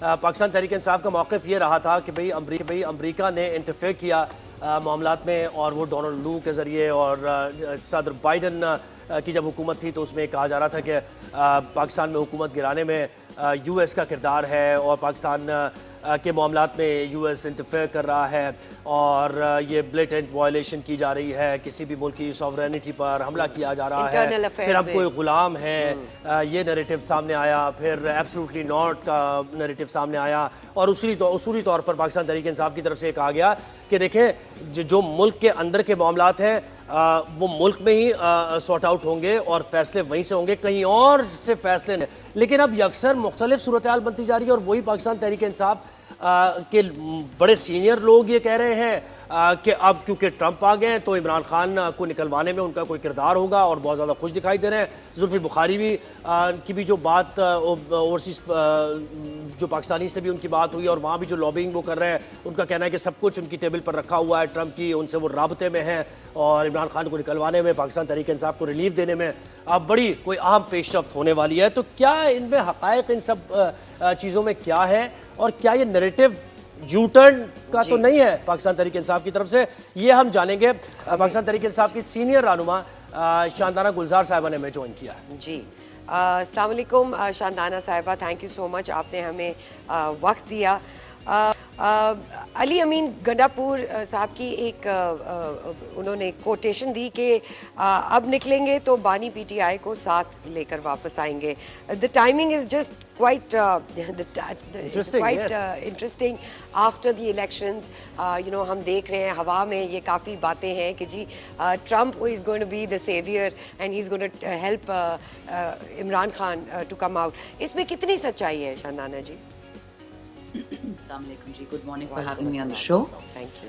देखिए दो तीन चीज़ें आपने कही हैं, मैं सुन रही थी इसको, लेट्स ब्रेक इट डाउन इसको कंस्टिट्यूएंट पार्ट्स में। लेट्स स्टार्ट विद अली अमीन। अली अमीन साहब जो हमारे चीफ एग्जीक्यूटिव है केपी के, हमारा वाहिद सूबा जो पीटीआई को मौसूल हुआ हमारे वोटों के बाद, बाकी सारे फॉर्म 47 के नज़र हो गए, तो वो उनका एक डबल रोल है। उन्होंने फौज को भी खुश रखना है, उन्होंने फाइनेंस मिनिस्ट्री के साथ भी बना के रखनी है, वो चीफ एग्जीक्यूटिव है, उसने सूबे को चलाना है, जहाँ पे दोबारा दहशतगर्दी जन्म ले चुकी है खान साहब के जाने के बाद। एट द सेम टाइम वो हमारा KPK का लीडर भी है, हमारी तंजीमों को। एंड आई थिंक हमने जो उनके साथ ज्यादती की है खुद एज PTI, कि उनको दोनों रिस्पॉन्सिबिलिटीज दे दी। रिसेंटली आपने देखा होगा कि उमर अयूब साहब ने रिजाइन कर दिया from the position of secretary general, की मेंटेन नहीं हो सकता, या आप लीडर ऑपोजिशन होंगे या सेक्रेटरी जनरल, बहुत ही ज्यादा काम है। पहले तो ये बात कि अली अमीन साहब जो बात कर रहे हैं नेचुरली खान के बहुत करीब हैं, उनको बहुत तकलीफ होती है, वो खुद जेलें बर्दाश्त करके आए हैं। सो वो जो बात करते हैं वो दिल से करते हैं, बेशक वो जज्बाती हो बट वो दिल से करते हैं। राइट। जहाँ तक मुझे ऑर्डर्स आए हैं, जितने हमें नेशनल असेंबली के मेंबर्स को आए हैं, वो सलमान कुमराजा साहब ने कहा था कि this is not the final call, ये हम सिर्फ, क्योंकि हमारे तमाम वर्कर्स परसों अल्हम्दुलिल्लाह फारिग हुए हैं तमाम डिफरेंट जेल खाना जात से, अटक से, जेलम से, पिंडी से, तो वो सारे वर्कर्स हमारे कल ही वापस आए हैं। तो इन सम सेंस एक खुशी भी है, एक सेलिब्रेशन भी है ऑफ द स्पिरिट कि कोई बंदा घर नहीं बैठ रहा। अब बात आ गई ट्रंप वगैरह की, अगर आप दूसरा सवाल पूछती हैं अलग, या मैं भी साहब का जवाब दे दूं, आपकी मर्जी है। जी आप दीजिए, जी बताइए प्लीज। बिल्कुल दीजिए, क्योंकि देखिए सवाल इसलिए बनता है बिल्कुल कि लतीफ़ खोसा साहब, जुल्फी बुखारी साहब और कुछ चैनलिस्ट भी ये कह रहे हैं, जैसे मुशाहिद हुसैन सैयद साहब ने कहा कि एक कॉल आएगी, ट्रंप तो इमरान खान के दोस्त हैं, एक कॉल की बस मार है और उसके बाद इमरान खान छूट जाएंगे, और इस सही PTI वाले खुशियां मना रहे हैं, तो ऐसा है? देखिए जी, मैं तो PTI में पिछले तकरीबन 2011 में मैंने ज्वाइन की थी, अब 2024 होगी, 13 साल में। मैं अपने आप को सीनियर लीडर तो नहीं कहती, लेकिन नेचुरली खोसा साहब से ज़्यादा टाइम मैंने PTI में गुजारा है। जी। रही बात जुल्फी बुखारी की, जुल्फी बुखारी साहब खान साहब के पुराने दोस्त थे उनके वालिद, बट वो 2018 में मंजर पे आए थे जो हमने देखा। जुल्फी साहब की एक और भी बात है कि वो खुद एक एक्सपर्ट है, ओवरसीज़ पाकिस्तानी है, जो बहुत मेहनत कर रहे हैं खान साहब के लिए, बहुत अरसे से कर रहे हैं। याद रखिए, इस जो ट्रंप की बात है ना, इसमें 3 पहलू हैं, क्योंकि आपने इसमें रिजीम चेंज ऑपरेशन की भी बात की। रिजीम चेंज ऑपरेशन बाइडन ने करवाया था, बाजवा के थ्रू करवाया था, ये हसैन हक्कानी के थ्रू करवाया था, और उस वक्त बाइडन ने एक ग्लोबल रीसेट बटन हिट किया था। आपको जैसे पता है कि तुर्की, रूस, चीन, कोरिया, ये तमाम ममालिक, ईरान हो गया, और जो फ़लस्तीन में आप देख रहे हैं वो इज़ अ कोलोसल फेलियर। पहली दफ़ा दुनिया में इसराइल के ऊपर जो लैंग्वेज है वो चेंज हो गई है, अब इसराइल भी जेनोसाइडल स्टेट हो गया। ठीक। दूसरी बात, हम अभी भी और कल भी और आगे भी इसके खिलाफ रहेंगे कि कोई भी 2% का एम्बेसडर या 2% का स्टेट डिपार्टमेंट का ऑफिशियल पाकिस्तानी पार्लियामान को कहेगा कि तुम लोग इमरान खान को छोड़ो या मुल्क को छोड़ो या नवाज शरीफ को या शहबाज शरीफ को, पहले भी हुआ है लेकिन आगे इसको नहीं होने देंगे। चौथी बात, कोई भी PTI का जो सीरियस मेंबर है वो कभी भी आपको नहीं कहेगा, इंक्लूडिंग खान साहब की बहन जो PTI का मेंबर ही नहीं है, उन्होंने तो बल्कि she went so far as to say कि ट्रंप हमारा कौन सा अब्बा है कि मुल्क को ठीक करके देगा। और देखिए, जो मेच्योर नेशंस होती हैं ना, वो इसी तरह फैसले करती हैं, वो अपनी फॉरेन पॉलिसी देख के अपने मुल्क के लिए फैसले करती हैं। ट्रंप को या दूसरे या तीसरे को ठीक है ज़ाती दोस्ती होगी इमरान खान के साथ, बट क्या वो मुल्क जिससे वो टैक्स लेता है, इकट्ठा करता है, फोर्सेस को देता है, पुलिस को देता है, जिस मुल्क के लोगों ने उसको वोट दिया है, वो एक इमरान खान के लिए अपनी सारी फॉरेन पॉलिसी बदलेगा? ये हो ही नहीं सकता। ये ज़रूर हो सकता है कि वो लोग अफगान पाक लड़ाई से दूर हो जाए, ये हो सकता है कि वो ईरान से निशाना हटा के चीन पे कर दें, दैट इज़ वेरी पॉसिबल। लेकिन इससे ये कहना कि इमरान खान बच जाएंगे, खान साहब ने एक बात कही थी, absolutely not, which simply means हम किसी की बंदूक नहीं है, हम किसी के बदमाश नहीं है, हमने अपने वतन की सलामती चाहिए, हमें और किसी से कुछ लेना देना नहीं, किसी और की फॉरेन पॉलिसी से। Shandana Sahiba, wouldn't it be safe to say that PTI का जो US चैप्टर है, उन्होंने वोट्स इसीलिए ट्रंप को दिए हैं कि वो इमरान खान की रिहाई में उनका साथ देंगे? जी, I think it's on the contrary. अगर आप देख लीजिएगा ट्विटर पे काफ़ी सारे जो हमारे पाक USA PTI के मेंबर्स हैं वो बहुत अपसेट थे हमारी PTI USA लीडरशिप से कि उन्होंने क्यों नहीं इंडोर्स किया डोनाल्ड ट्रंप को, उन्होंने एंड तक अपने आप को न्यूट्रल क्यों रखा। ऑन दी अदर हैंड, हमारी जो असली कमेटी है जो पाकिस्तान के लिए हमेशा लॉबी करती है, उसका नाम है पाक पैक। उसने आज से 4 हफ्ते पहले अनाउंस कर दिया था कि हम डोनाल्ड ट्रंप को एंडोर्स करें। उसी टाइम मुस्लिम अमेरिकन, अरब अमेरिकन, उन सब ने एंडोर्स कर दिया था ट्रंप को कि हमें ज़ीरो वॉर टॉलरेंस चाहिए। सो आई थिंक ये दो चीज़ें कंफ्यूज हो जाती हैं, but that is very natural, क्योंकि इस वक्त डायस्पोरा लार्जली PTI का है, और इसमें कोई शक नहीं है कि ज़्यादातर पाकिस्तानियों ने वोट दिया भी उसको ट्रंप को है। लेकिन मेरी अपनी खाला जो इस वक्त LA में बेस्ड है, उन्होंने कहा कि मैं नहीं दे सकती, मुझे पता है कि शायद ट्रम्प खान का फ्रेंड हो और बाइडन ना हो, लेकिन अनफॉर्चुनेटली मैं लाइफ लॉन्ग डेमोक्रेट हूँ तो मैं उन्हीं को दूंगी। तो ऐसे भी लोग हैं जिन्होंने देखते हुए फ़लस्तीन को, पाकिस्तान को नहीं वोट दिया ट्रम्प को। अच्छा, इस पर बात इसलिए भी ज़्यादा हो रही है कि आप तो पीटीआई तो और बात है ना कि वो खुश हो रहे हैं, कुछ रानुमा नहीं हो रहे हैं, लेकिन हुकूमत की तरफ से बड़ी एक कुछ हलचल सी है। हुकूमती वज़रा और मुशीर वज़ीर आज़म के वो तक ये कह रहे हैं, जैसे वज़ीर दिफा ख्वाजा आसिफ ने कहा कि भाई आप हिस्ट्री को देखें, ऐसा कभी नहीं होगा कि कोई कॉल आएगी और मियां मोहम्मद नवाज शरीफ बैठ जाएंगे और किसी कॉल पर इमरान खान को छोड़ दिया जाएगा। अगर किसी को ये सोच रहा है तो खाम ख्याली है उनकी। तो कहीं ना कहीं कोई बात तो हो रही है ना, हुकूमत भी जरा कुछ परेशान सी दिखाई दे रही है इसको लेकर। अगेन माशाल्लाह आपके सवाल बड़े इंसाइसिव है, मैं कोशिश कर रही हूँ कि तीनों के अलग अलग जवाब दूँ। देखिए, बाइडन साहब की कॉल पे नवाज शरीफ साहब को लंदन भेज दिया गया था और वो प्रेशर आया था मिस्टर बाजवा पे, और वो तो रिकॉर्डेड चीज़ें, वो आप किसी से भी पूछ लें।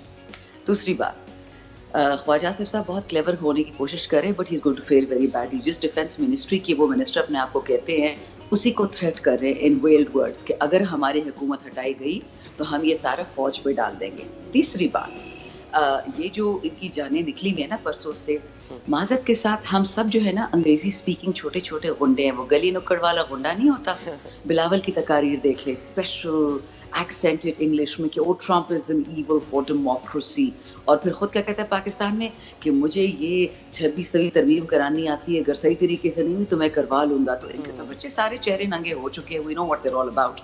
बात रही ट्रम्प की दोबारा और इसका क्या पाकिस्तान पे असर हो सकता है, इतना मुझे पता है कि एहसन इकबाल, मरियम नवाज, लतीफ़ जावेद लतीफ़, ये ख्वाजा आसिफ बिलावल, सब ने कल से अपनी ट्वीट्स डिलीट करना शुरू कर दी, जिसमें उन्होंने इतनी स्टूपिड बातें कही कि इमरान खान और ट्रम्प फर्स्ट कजिन्स हैं। मतलब इंसान फर्स्ट कजिन्स का पहले मतलब तो देख ले कि है क्या इसका मतलब।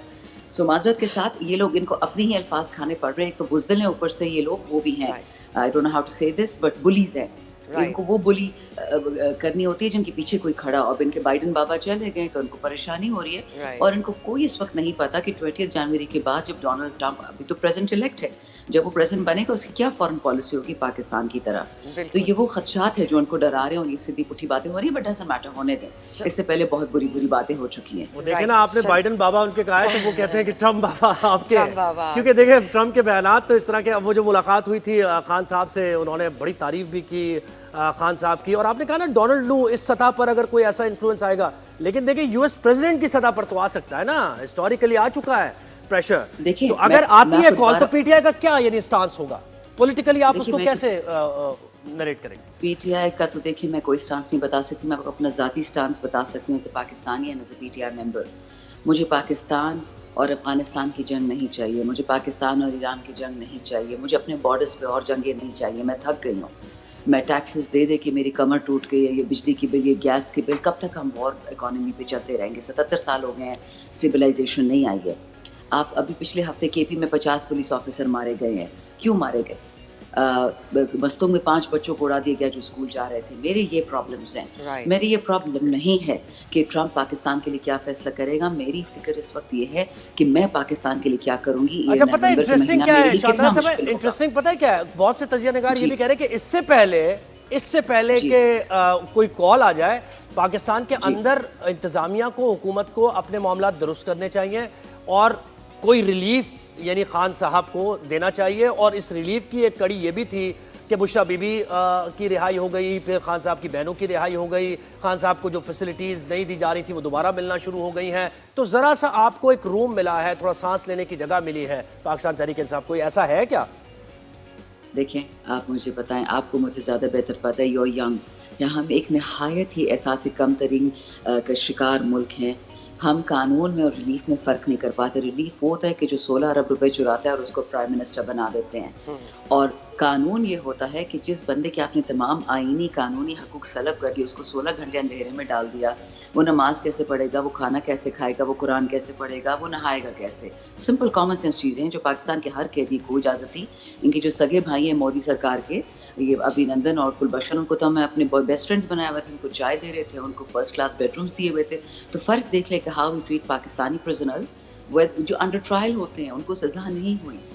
और दूसरी बात, अलीमा खान और डॉक्टर उस्मा खानम, उन बेचारियों ने किया क्या था? उनके हाथ में तो टेलीफोन भी नहीं था, चाबी जी। भी नहीं थी, और उनको 144 में उठा लिया गया। टी चौक से 144 लगती ही तब है जब Right. आपके 4 से ज्यादा लोग प्रोटेस्ट कर रहे हो। 2 खवातीन को उठा के लेके 144 में और Right. कहा कि ये नेशनल असेंबली पे बॉम्ब्स फेंकने वाली हैं। तो देखिए, ये जो कॉमेडी हमारे साथ करते हैं ना, हेकल जैकल वाली, या वो पुराने जमाने में डोनाल्ड डक होता था, अब शुक्र है अवाम पढ़ लिख गई है। अगर पढ़ लिख नहीं भी गई है तो हमारे पास मोबाइल फोन्स आ चुके हैं। The world is at your finger tips. Right. तो इनकी जो स्टूपिड बातें हैं ना, take them in stride, don't listen to them too seriously. Right. Shandana साहिबा, ये बताइएगा, आपकी मिड अगस्त में इमरान खान साहब से मुलाकात भी हुई। उनके 3 जो पॉइंट्स थे वो थे: मासूमों को निकालें जेल से, extra constitutional military courts trials जो हैं वो सिविलियंस के लिए नहीं होने चाहिए, they should be converted to civilian courts, and form 45 की हुकूमत होनी चाहिए, 47 की नहीं। तो क्या इंटरनली ये चीज़ें बेहतर होती हुई आपको नज़र आ रही हैं? जो इनके मुमकिन भी है टर्म्स ऐसा, है, जी। ये मुमकिन है, दीज आर हिज डिमांड्स। देखिए, जितना मुझे पता है कि there is a strong resistance Pakistan में, जितने आपके असिस्टेंट कमिश्नर्स, डेप्यूटी कमिश्नर्स हैं, उनकी जान निकली हुई है कि अगर ये फॉर्म 45 खुलेंगे तो सबकी बेइज्जती होगी, क्योंकि उन डब्बों में पानी की तरह वोट भरे गए। अब काजी फ्रॉड तो रहा नहीं, उसने तो ये कहा था ना कि वोट कैसे डाला मुझे उससे लेना देना नहीं है, मुझे वोट गिनने से काम है, right? Trying to be Mirza Khalid. अब इशू ये है, कमिश्नर, एसी, डीसी, आरओ, ये तो सारे चलते हैं इनकी एसीआर पे, एनुअल कॉन्फिडेंशियल रिपोर्ट पे। अगर इन पे ठप्पा लग गया कि ये चोर है, उन्होंने चोरी में फैसिलिटेशन की है, और जो पीछे से जिन्होंने चोरी करवाई है, आप सोचिए उनका क्या होगा। मुझे नहीं लगता कि ये फॉर्म 45 कभी भी खुलेगा। हमें फ्रेश इलेक्शंस की तरफ जाना पड़ेगा, बट ये मेरे अपनी ज़ाती राय है। राइट। अच्छा, ये कहिएगा कि पाकिस्तान तहरीक इंसाफ की क़यादत के मामलात इतने ज़्यादा कोई अच्छे नहीं चल रहे हैं, ये कहना गलत नहीं होगा। बुशरा बीबी की रिहाई के बाद ये भी बड़ी बातें हो रही हैं कि वो पार्टी को लीड कर सकती हैं, पार्टी के जो सियासी मामलात हैं उनको वो देख सकती हैं। तो क्या एक्टिव पॉलिटिक्स में किरदार उनका आप देख रही हैं, होगा या नहीं? देखिए, जहाँ तक पीटीआई की लीडरशिप की आपस की लड़ाइयाँ हैं वो तो होती रहेंगी। We are a democratic party. हम बिलावल या मरियम जैसे मोरिसी पार्टी थोड़ी है कि हमने किसी को बटवा पकड़वाना है, किसी को खाना खिलवाना है। हम खान से भी आर्ग्यू कर देते हैं। मुझे याद है, अल्लाह उनको, खान साहब को लंबी ज़िंदगी दे, उन्होंने एक दफ़ा हमें कहा था असद उमर साहब के हटाने पे कि the buck stops with me, but आप लोग को सवाल पूछने का हक, और हमने ठीक ठाक सवाल डाले थे कि क्यों खान साहब को हटाया गया और एक एडवाइज़र को लाया गया। तो वो तो आदत हमें खान साहब ने डाली है कि आपने लीडरशिप को पूछना है, उनसे सवाल करना है, ये हमारा कल्चर है। रही बात बुशरा बीबी की या खान साहब की बहनों की, देखें, जो मैंने खुद ही अभी 2 इंटरव्यूज़ देखे, एक सलमान अकरम राजा साहब का और एक उमैर न्याजी साहब का, और वो दोनों कह रहे थे कि जिनकी उतनी इन्फॉर्मेशन है उनके पास, तो खान साहब मोरिसी सियासत को पसंद नहीं करते थे, लेकिन क्योंकि हमने एक पॉजिटिव रोल देखा खान की बहनों का, जो हमें जेल से पॉजिटिव मैसेजेस ला के देती थी, स्ट्रॉन्ग इंकरेजिंग मैसेजेस अभी दोबारा ला के दे रही हैं हमें। तो अगर खान साहब ने एक रोल असाइन कर दिया है बहनों को या अपनी अहलिया को, जब तक वो नहीं हैं एट द फोर फ्रंट, तो हमें किसी को कोई ऑब्जेक्शन नहीं होना चाहिए। लेकिन खान साहब का जब तक ऑर्डर होगा तो तब हम मानेंगे। Naturally he is the leader. Right. Shandana ji, आपने पिछले इंटरव्यू में कहा कि तिजारत के साथ मुल्क को बेहतर करना है। Obviously this time foreign policies हमारी देखी जा रही हैं, यूएस की क्या है, हमें क्या इक़दामात करने चाहिए for better trade, for better जो भी हमारी इकॉनमी को बेहतर कर सके? सिंपल, मैं आपको जी वो कहते हैं ना, ज़ीरो ब्रेन फार्मूला। जब हम हालात बेहतर थे, तो जब से insanity was prevailing in Pakistan, तो अफगानिस्तान जो एक पेंसिल भी नहीं बना सकता, हम उनको $8 अरब की ट्रेड करते थे, उनको बेचते थे चीज़ें, चाहे कपड़ा हो, चाहे खाना हो, चाहे दवाई हो, क्योंकि वो वॉर इकोनॉमी थी, वो तो वॉर टॉन है। और इंडिया जो दुनिया की हर चीज़ बनाता है, जिससे हम कम्पीट भी नहीं कर सकते ट्रेड में, हमारे जीनियस चाहते कि इंडिया से ट्रेड खोलो, ताकि जो डॉलर्स आपके पास 5-10 बच गए वो भी इंडिया चले जाए। आप इंडिया से कम्पीट नहीं कर सकते, किस चीज़ में कम्पीट करोगे? आप उनसे ख़रीद सकते हो, उनको बेच कुछ भी नहीं सकते हो। तो अगर सैनिटी किसी को चाहिए, इमीडिएट बड़े बड़े डॉलर चाहिए, तो चाहिए कि ये लोग ताफ्तान, गुलाम खान, अंगूर अड्डा, खरलचई, Torkham,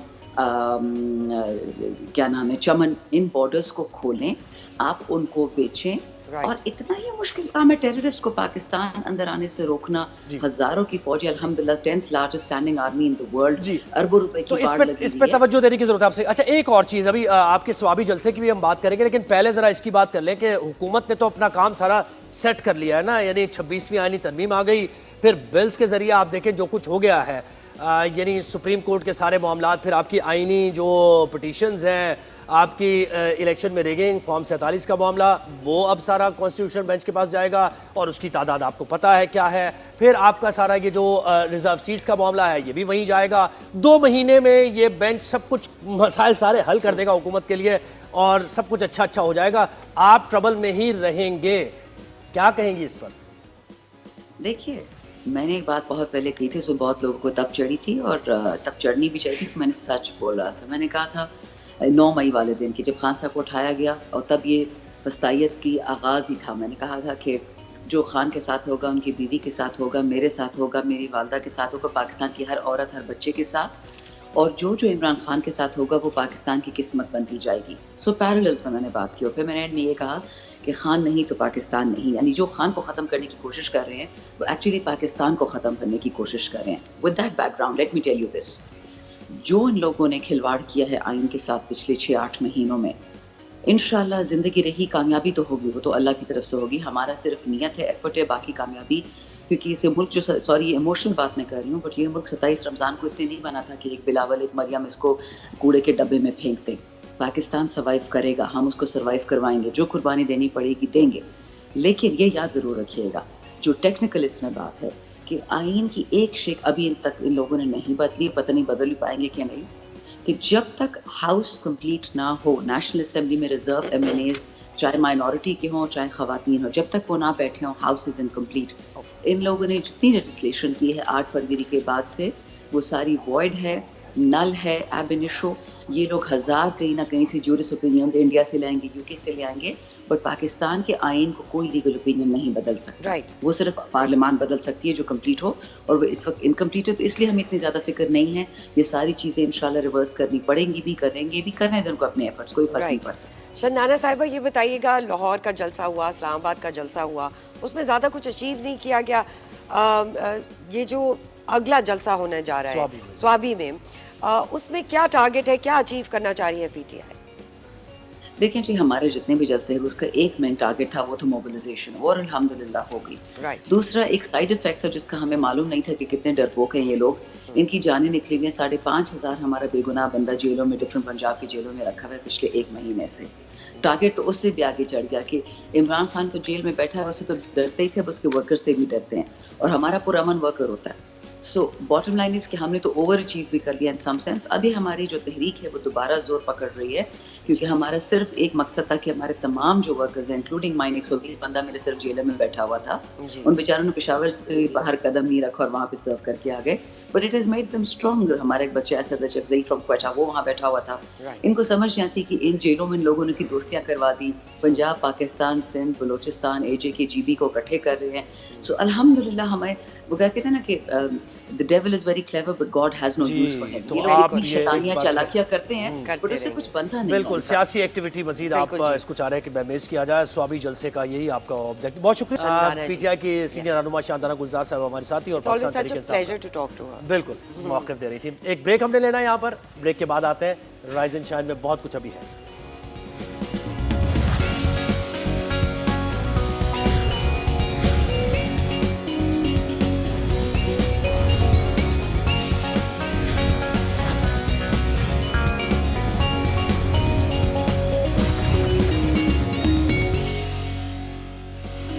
Welcome back, Nazreen. This is our time check for tea and coffee and we don't have either.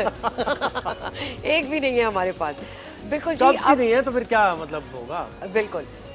अब कुछ बात होती जाए कुछ हम आर्ट की। दुनिया में फ़नून लतीफ़ा की हर शक्ल अपनी एक अलग और मुनफरिद पहचान रखते हैं, लेकिन वक्त की सितम ज़रीफ़ी है कि कुछ फ़नून वक्त के साथ साथ परवान चढ़ने के बजाय मादूम होते जाते हैं।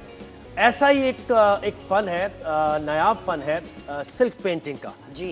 तो उसे फातिमा अहमद जैसे आर्टिस्ट अभी भी कर रहे हैं। तो क्या पहले पैकेज हमने दिखाना? बिल्कुल जी, एक हम पैकेज दिखाएंगे, फिर फातिमा से गुफ्तगू करेंगे। फातिमा हामिद। इस्लामाबाद से ताल्लुक़ रखने वाली फातिमा हामिद, जो गुज़श्ता 30 बरसों से सिल्क पेंटेड कपड़ों का बिजनेस कर रही हैं। फातिमा का शुमार पाकिस्तान के चंद गिने चुने ट्रेंड आर्टिस्ट्स में किया जा सकता है, जिनको इस फन पर न सिर्फ उबूर हासिल है बल्कि वो अपने फन के जरिए पैसा कमाने की भी सलाहियत रखती हैं। हमारे मुल्क में रेशमी कपड़ा तो आसानी से मिल जाता है, लेकिन इस पर इस्तेमाल किया जाने वाला रंग आसानी दस्तयाब नहीं होता। रंगों की फराहमी में मुश्किलात के बावजूद फातिमा अपने काम को दुनिया भर में मुतारिफ कराती आई हैं। फातिमा के तैयार करदा सिल्क पेंटेड ड्रेसेस पाकिस्तान समेत दुनिया भर में अपने मयार और क्वालिटी के बाइस पसंद किए जाते हैं। फातिमा के मुताबिक अगर इस फन को सिखाने का मुनासिब इंतजाम किया जाए तो ये फन नौजवानों के लिए रोजगार के नए मौके भी पैदा कर सकता है। जी, तो आपने देखा कितनी खूबसूरत डिज़ाइंस कर रही हैं। फातिमा हामिद साहिबा हमारे साथ मौजूद भी हैं। अस्सलाम वालेकुम मैडम, शुक्रिया आपने हमें वक्त दिया इस शो पे। ये बताइएगा, हमने जिस तरह विजुअल्स देखे, बहुत ही खूबसूरत सिल्क पेंटिंग आप करती हैं। इसको हम आगे कैसे बढ़ा सकते हैं, इस आर्ट को, ये ख्याल कैसे आया आपको, और इसको हम अपनी एजुकेशनल इंस्टीट्यूशंस में, आर्ट की इंस्टीट्यूशंस में कैसे लेके जा सकते हैं?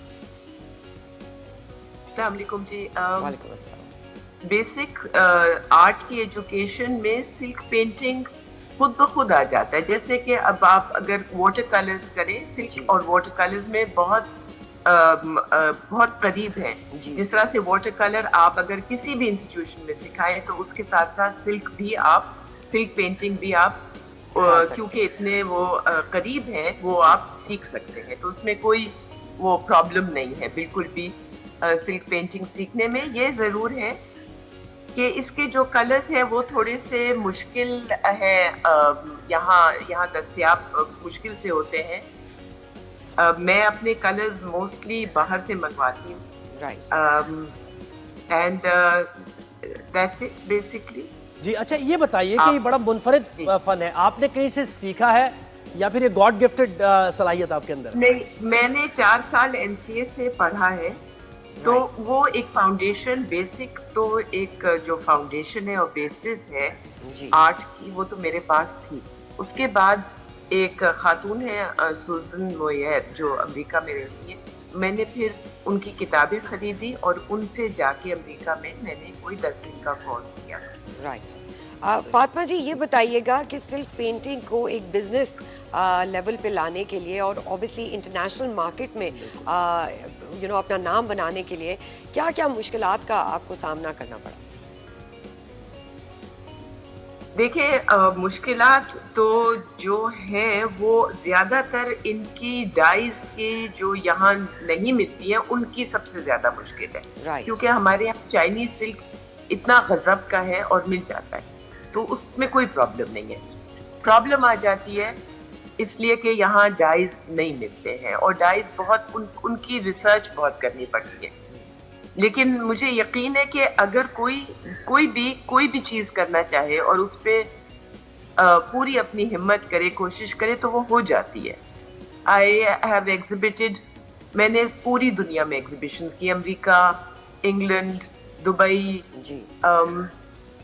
बहुत से एग्जिबिशन पाकिस्तान में किए। पिछले 25-30 साल से मैं ये कर रही हूँ। एंड जी, तो आई थिंक दैट है, चैलेंजेस हैं, जैसे हर चीज में होते हैं चैलेंजेस। बिल्कुल। अच्छा, ये भी बताइए कि ये चैलेंजेस हैं, आपने कहा मुश्किल है, इतना आसान नहीं है ये, तो नई नस्ल में मुंतकिल करने के लिए क्या कोशिशें आप कर रही हैं, इस बारे में बताइए। नहीं, मैं आपको ये नहीं कह सकती कि मैं क्या अपने तौर पे क्या कोशिश कर रही हूँ। जो लोग इंटरेस्टेड हैं सिल्क पेंटिंग लर्न करने के लिए, वो बहुत सी साइट्स हैं, बहुत से वीडियोस हैं। मैं खुद नहीं सिखाती क्योंकि मेरे में ना तो इतनी पेशेंस है और ना मुझको इसको किसी को मेरा मतलब है कि ये मेरा फोटे नहीं। राइट जी। फातिमा जी, ये बताइएगा कि आपने पाकिस्तान के अंदर और इंटरनेशनली भी आपने इस फन को एग्जिबिट किया है, तो आपका कैसा एक्सपीरियंस रहा, specially in the international market when you took your? बहुत अच्छा, बहुत अच्छा। वेदर इट इज पीपल जो यानी कि जो दूसरे पाकिस्तानी जो बाहर के ममालिक में बसते हैं, उन्होंने भी खरीदा है, फॉरेनर्स ने भी खरीदा है, यूरोपियंस ने भी, पाकिस्तानियों ने भी, अमेरिकनों ने भी।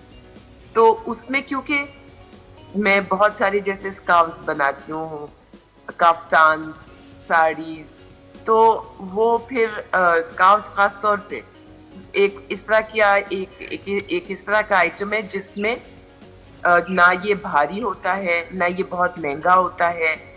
इसको लोग खरीदते हैं ताकि वो आगे प्रेजेंट भी कर सकते हैं, खुद भी पहन सकते हैं। सो इट्स राइट, जी, it's beautiful what you are doing Fatima ji. हम स्क्रीन पे भी आपके अनबिलीवेबल डिजाइन्स और कलर कॉम्बिनेशंस देख सकते हैं, एंड वी रियली होप कि पाकिस्तान की अपनी इंडस्ट्री में हम ऐसे लोग आए जो एक तो नेक्स्ट जनरेशन को दे सकें, और फिर वो पेंट्स और वो जो इंक्स हैं वो यहीं पाकिस्तान में बने ताकि आप जैसे आर्टिस्ट को आसानी हो। So thank you Fatima Hamid, silk artist ने हमें ज्वाइन किया और अपनी मुनफरिद काम से हमें अमेजिंग लोग, दिखाया। जबरदस्त पाकिस्तानीज़ हैं। तो अब हम बात करते हैं कुछ फूड की, फूडी फ्राइडे में।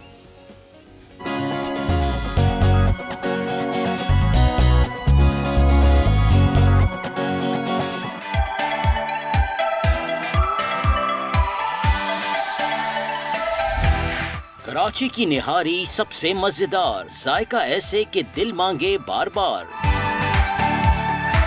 पाकिस्तान बनने के बाद कराची की तहजीबी और मुआशरती जिंदगी ने एक नई करवट ली। दिल्ली के मसालों के साथ दक्कन की अचार चटनी और गुजरात के काठियावाड़ी निमकों ने कराची की फजाओं को जैसे महका दिया। ऐसे में निहारी कराची वालों की मरगूब डिश बनती चली गई। चटपटी मजेदार निहारी ने जैसे कराची वालों का दिल ही मोह लिया। वीकेंड और छुट्टी वाले दिन तो लोग खासकर नाश्ते और खाने में निहारी को पसंद करने लगे। कराची की निहारी का मजा दीगर शहरों के मुकाबले में यकसर मुख्तलिफ और मजेदार करार दिया जाता है। साबरी निहारी हो या फिर दिल्ली निहारी, जावेद निहारी हो या फिर हो जाहिद की निहारी, कराची के हर कूचे, हर गली, हर मोहल्ले में तैयार होने वाली निहारी का मजा अपने अंदर अलग ही इनफरादियत रखता है। आज राइज एंड शाइन में हमने आपसे निहारी की इतनी बातें कर ली हैं कि हम यकीन से कह सकते हैं कि कराची के हर घर में आज बनने वाली निहारी। तो हो जाए तैयार बनाने को निहारी।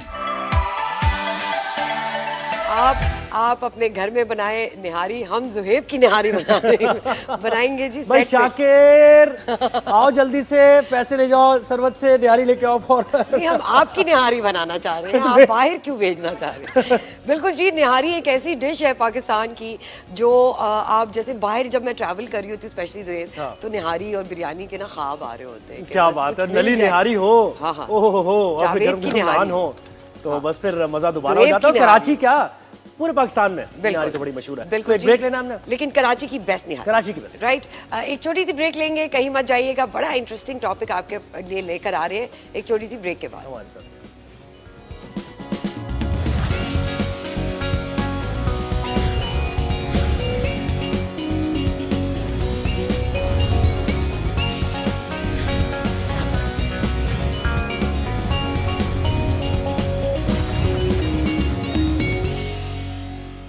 जी, वेलकम बैक। शादी वो लड्डू है जो खाए वो भी पछता है, और जो ना खाए वो भी पछता है। वो भी पछता है, लेकिन जो बीच में मिडिल मैन हो, हाँ, वो क्या करे, वो खुश रहे। अब लड्डू अवेलेबल है भी या नहीं, अब तो मसला ये हो गया है ना कि लड्डू खुद पता नहीं क्या डिमांड्स कर रहा है, खिलवाना चाहता है अपने आप को। आप देखें, पहले तो शादी बड़ी आसान हो जाती थी ना कि भाई लड़का लड़की राजी हैं, फिर खानदान वाले राजी हैं, एक बड़े तरीक़ेकार से हुआ है। लेकिन अब जमाना बदल गया, जमाना बदला है तो लड़कियों की डिमांड्स भी बदल गई हैं। अब पहले ये होता था कि भाई लड़की के बारे में बातचीत होती थी ज्यादा, बात भाई एजुकेटेड होनी चाहिए और 2-3 शराइत, रोटी पकानी आनी चाहिए। लेकिन भाईजान अब मसला ये हो गया है कि लड़का जब जाता है रिश्ता लेने, या फिर उसकी अम्मी जाती है रिश्ता लेने, तो फिर लड़के की जो एक स्क्रूटनी होती है ना, अब उसमें देखिए क्या क्या है।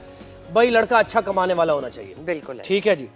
फिर लड़का का कद अच्छा होना चाहिए, लड़का गोरा चिट्टा होना चाहिए, लड़का दिखने में अच्छा गुड लुकिंग होना चाहिए। अच्छा, फिर हो गया जी, ये भी ठीक है। फ्लैट होना चाहिए लड़के के पास, चलो घर नहीं तो चलो एक फ्लैट जरूर होना चाहिए। भाई क्या बात है, यानी गाड़ी भी होनी चाहिए, गाड़ी भी होनी चाहिए, एजुकेशन भी होनी चाहिए। लेकिन ये भी लड़कियों पे भी ये वाजिब होता है कि वो सारे सवालात के जवाब दें, और ससुराल वाले जब रिश्ता लेने जाएं तो ये सवालात किए जाएं।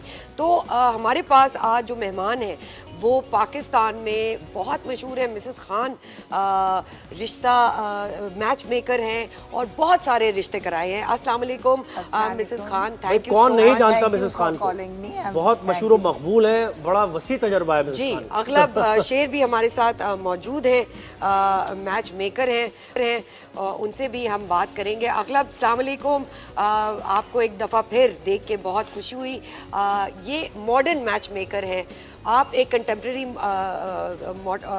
मैच मेकर हैं जो सालों से ये करती रही हैं, तो हम आप दोनों को साथ लेके चलेंगे। मिसेस खान, ये बताएं सबसे पहले तो कि जब एक रिश्ते के लिए जाती है फैमिली एक लड़की के घर, तो बड़े सवाल होते हैं। रोटी पकाने आती है, गोल आती है पकाने, क्या घर संभाल सकती है, फाइनेंशियली स्टेबल है, एजुकेशन अच्छी है, मतलब सारे मार्क्स टिक मार्क्स होने चाहिए। तो क्या लड़के के लिए भी यही सारी चीजें होनी चाहिए? या लड़के के लिए तो बेटा ज्यादा पूछते हैं, राइट, ज्यादा उसकी स्क्रूटनी होती है।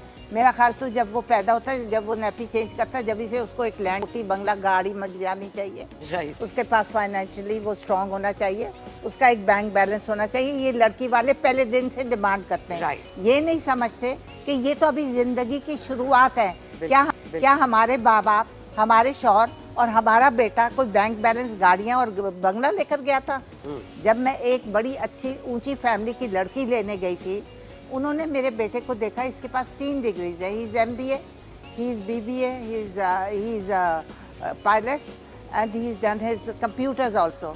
उसकी माँ ने सिर्फ इस बेस पे की कि ये लड़का पढ़ा लिखा है। उस वक्त उसकी 20,000 तनख्वाह थी, राइट। और वो माशाल्लाह आज बहुत अच्छा, आज तो मैं नहीं बता सकती वो क्या है और किस कहाँ पे वो माशाल्लाह स्टैंड कर रहा है, right. उसकी बीवी आई, उसकी किस्मत आई, उसके बच्चे आए, उसकी किस्मत आई। ऐसे इंसान इंक्रीज होता है अपनी लाइफ में, आगे सीढ़ियां चढ़ता है। हमारे माँ बाप इंडिया से आए थे, हमारी माँ के पैरों में जूती नहीं थी, हमारी माँ के सर पे दुपट्टा नहीं था, वो आके कोई क्वार्टरों में रही थी, गवर्नमेंट क्वार्टर्स में, फिर उसको कोठी बंगला मिला के नहीं, उसको 2-2 3-3 गाड़ियां मिली के तो क्या यही डिमांड है? मजलूम तबका है, देखो कि मिसेस खान को काट भी नहीं सकता अब मैं मुझे तो ये डर लग रहा है। नहीं तो क्या अब लड़कियां अल्लाह पर भरोसा करना भूल गई हैं? राइट, सही कह रही। अच्छा, अगला बात के जोड़े चाहती हैं बना दो हर चीज शादी चाहती में है। भाई आप देखो मुसलमानों का क्या हाल है, उधर डोनेट कर दो ना पैसा, राइट। नहीं उनके नखरे वही हैं। पानी वानी तो लाओ ठंडा, हर 2 महीने बाद 4 महीने बाद वो तो चाहती है कि अपने आप को पहले, चैरिटी बिगिंस एट होम। अगलब क्या कहेंगे कि आजकल की लड़कियों के बहुत ज्यादा डिमांड्स हैं, या लड़के वाले जब आते हैं उनके भी उतने ही डिमांड्स हैं, गोरी चिट्टी हो, लंबी हो, रोटी सही पकाने आती हो, खूबसूरत बच्चे पैदा करे, ये क्या है ये डिमांड्स दोनों की तरफ से? बिल्कुल। Well, first of all, thank you for having me on the show and likewise good to see you again. The thing is, सबसे पहले हम अंडरस्टैंड करते हैं कि रेशियो बहुत कम है ऐसी औरतों की पाकिस्तान में जो इतनी एम्पावर्ड हैं कि वो अपने आप के सामने आके अपनी विशेष के बारे में बता सकें कि ये मैं चाहती हूँ, ये मैं नहीं चाहती। right. अगर आप परसेंटेज निकालें पाकिस्तान में कितने लोग एजुकेटेड हैं, तो आपको बहुत बड़ी माइन्यूट स्टैटिस्टिक्स मिलती है कि जिन लोगों के पास ये राइट्स हैं, जो लोग इतने कंफर्टेबल है अपने पेरेंट्स के सामने कि we need this kind of set of certain. ये जो हम बात कर रहे हैं ना, ये एक नीश की बात कर रहे हैं, तो उनके मसाइल, उनकी एक्सपेक्टेशन, उनकी रिक्वायरमेंट टोटली डिफरेंट है उन लोगों से जो कि पाकिस्तान की मैसेज नहीं है। द अनफॉर्चुनेट थिंग इज कि अभी हमें बहुत दूर आना है यहाँ से कि हम लोग मतलब वुमेन पर्सपेक्टिव से अगर इस चीज को सोचे, क्योंकि हम डील कर रहे हैं every day with such cases कि एक नीश है जिसको कॉम्प्रोमाइज नाम का कुछ नहीं पता, ठीक है, और एक है जिसको सब पता है। ये बहुत एक्सट्रीम्स हैं, लेफ्ट और राइट। अब हमें ये चीज देखती है कि दोनों में प्रॉब्लम यहाँ आ रही है। एक को जनरेशनली ये चीज सिखाई गई है कि आपने सिर्फ मतलब एंड पे जनाजा आना चाहिए घर से वापस, मतलब हर तरह का चीज सहले। बिल्कुल। और एक ये है कि जिनके वालिदैन ने उनको जब 12 साल की थी तभी आईफोन 15 प्रो मैक्स या मेबी ये नहीं एक्सट्रीम्स हैं, आप ये कह रहे हैं अगलब, बिल्कुल सही कह रहे हैं मिस खान। देखें अगलब जो बात कर रहे हैं ना वो भी सही कर रहे हैं कि दो तरफ एक्सट्रीम्स ही हैं। यानी अगर लड़के की के बारे में बात होगी तो कहीं ऐसी एक्सट्रीम है कि लड़के में सब कुछ होना चाहिए और कहीं ऐसी एक्सट्रीम है कि लड़की में सब कुछ। एक बैलेंस रास्ता जो है ना हम अभी तक नहीं। मेरा ख्याल कि अब लड़के की माएँ जो हैं वो काफ़ी अक्लमंद हो गई हैं, उनको पता है अगर बच्ची जॉब कर रही है तो उसके ऊपर हम इतना बर्डन नहीं डालेंगे, लेकिन उसको हाउस मैनेजमेंट, टाइम मैनेजमेंट, जब वो पढ़ रही होती है तो उसको इन चीज़ों का ख्याल होता है, उसको पता होता है कि मैं अगर कॉलेज से आई हूँ तो माँ भी प्रेशर डाले कि बेटा शाम को थोड़ा सा तो काम कर लो। उसको ABCD अगर नहीं घर की आती हो और अम्माएँ जाएँ और लड़के वालों को कहें तो सिर्फ चाय बनाना आती है, फिटे मुँह चाय बनाना आती है, उधर ही लड़के वालों को चला ये बात ऑलराउंडर होनी चाहिए। मैं कहती हूँ मर्द तो कमाता है और घर आता है और सो जाता है, और ये उसका कमाने क्या हद तक, और अगर बहुत अच्छा है कि वो अपनी बीवी को हेल्प करता है, अल्लाह ताला भी खुश होता है इस चीज़ से। लेकिन औरत को ऑलराउंडर अगर नहीं होगी तो वो घर नहीं बच सकता। नहीं बच सकता, बिल्कुल।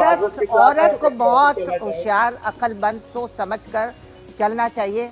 जैसे कि अगर आपका शौहर बाहर रहता है, वो पायलट वगैरह ये बाहर जाता आता रहता है, तो औरत के ऊपर बहुत जिम्मेदारी होती है। बिल्कुल अगर वो सोती रहे 12 बजे तक, 1 बजे तक, 2 बजे तक, तो घर का क्या हाल होगा? जो है ना, ये आपसे डिसएग्री कर रहे हैं। यंग अगलब क्या कहेंगे? आपकी थोड़ी सी आवाज और बात ऐसे है कि हम लोग ना थोड़ा सा यहीं पे तो बैलेंस इसी चीज को कहते हैं। हम ग्रो कर गए हैं, लड़कियों ने PhD लेनी है, बट स्टिल उससे एक्सपेक्ट किया जाता है वही ट्रेडिशनल रोल्स के। अगर एक बंदी गोल्ड मेडलिस्ट है, लम्स यूनिवर्सिटी की है, ठीक है, और उसके बाद उसकी वैलिडेशन उसको इस चीज से मिलेगी कि वो रोटी गोल पका सकती है कि नहीं पका सकती। बात यह है कि देखें, अगर मैं महीने की मेरी 5 लाख सैलरी है, मैं 30,000 का एक हाउस होल्ड कर सकता हूँ। पहले पाकिस्तान में एम्प्लॉयमेंट नहीं है, अगर मैं एक और हाउस हेल्प रख के वो गोल रोटी बनाए, बिल्कुल आप बना लेगी। बिल्कुल नहीं जानते। रही तो पेरेंट्स की बात की कि मदर उनकी बताएंगी, हम इन चीजों से यही नहीं। लेकिन अगलब देखिए, घर को चलाने के लिए जब इंसान बात करिए ना कि ठीक है कोई और करे काम, लेकिन जब तक उस लड़की को काम खुद नहीं आएगा ना, किसी और से भी कैसे करवा पाएगी? ये बिल्कुल अब बात ये है कि आप एक कंपनी चलाते हैं, ठीक है, आप सुपरवाइज करके भी करते हैं। मैं नहीं कह रहा कि आप कहीं पे ना देखें, ऑफ कोर्स ऐसे ही चलता है सब कुछ, पर बात क्या, आप हर काम खुद नहीं कर सकते। डेलीगेशन अगलब का कहने का मकसद है कि इस ऑप्शन को जरूर ओपन रखें कि अगर वो खुद रोटी नहीं बना सकती तो किसी को हायर कर ले रोटी बनाने। देखिए, जैसे एक सेकंड, मैं आपको अपनी बात बताती हूँ मिस खान, मैं वर्किंग वुमन भी हूँ। मुझे बहुत ज़रूरी है कि बच्चों के मार्क्स भी अच्छे आए, मेरा किचन भी साफ हो, मेरा घर भी साफ हो, तो एक ऑलराउंडर औरत होना बहुत इसी में तो औरत की खूबसूरती है जी। खूबसूरती क्या है कि she knows how to manage, और वो अपने घर को साफ सुथरा, एंटरटेन भी अच्छी तरह करे। उसके पास खुद कमा रही है तो अच्छी उसके पास कटलरी, क्रॉकरी हो, तो लोग कितना एडमायर करेंगे। अच्छा मिसेस खान, थोड़े सीरियस आते हैं हम मैरिज को लेके। जब कोई आपके पास आता है तो क्या आप उनको बिफोर मैरिज काउंसलिंग की वो देती हैं, एडवाइस देती हैं कि दोनों लड़का लड़की को काउंसलिंग करनी चाहिए, एक साथ करवानी चाहिए? उनको थोड़ी सी डिस्कशन होनी चाहिए, उनको थोड़ा सा टाइम देना चाहिए टेबल पर, बिल्कुल, खाना नाश्ते के लिए, ताकि वो एक दूसरे को अंडरस्टैंड कर सके, ताकि उनको पता चले उसकी लाइक्स और डिसलाइक्स क्या है, और दोनों के क्या किस तरह की जिंदगी पसंदीगियां क्या है। और even if it's an arrange marriage, आजकल अरेंज मैरिजेस में चाहते हैं कि लड़की और लड़का थोड़ी बातचीत जरूर करें, उनको एक दूसरे के आइडियाज पता चले। अच्छा मिसेस खान, जैसे हमने कहा, आपने कहा कि काउंसलिंग की भी जगह होनी चाहिए, दोनों एक दूसरे को जानने के लिए बैठ के बात किया करें।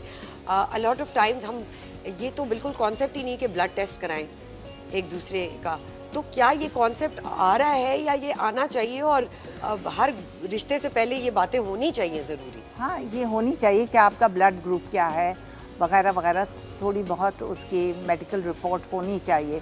बट अनफॉर्चुनेटली अगर हम मांगेंगे तो पेरेंट्स और लड़का इतना नाराज होगा।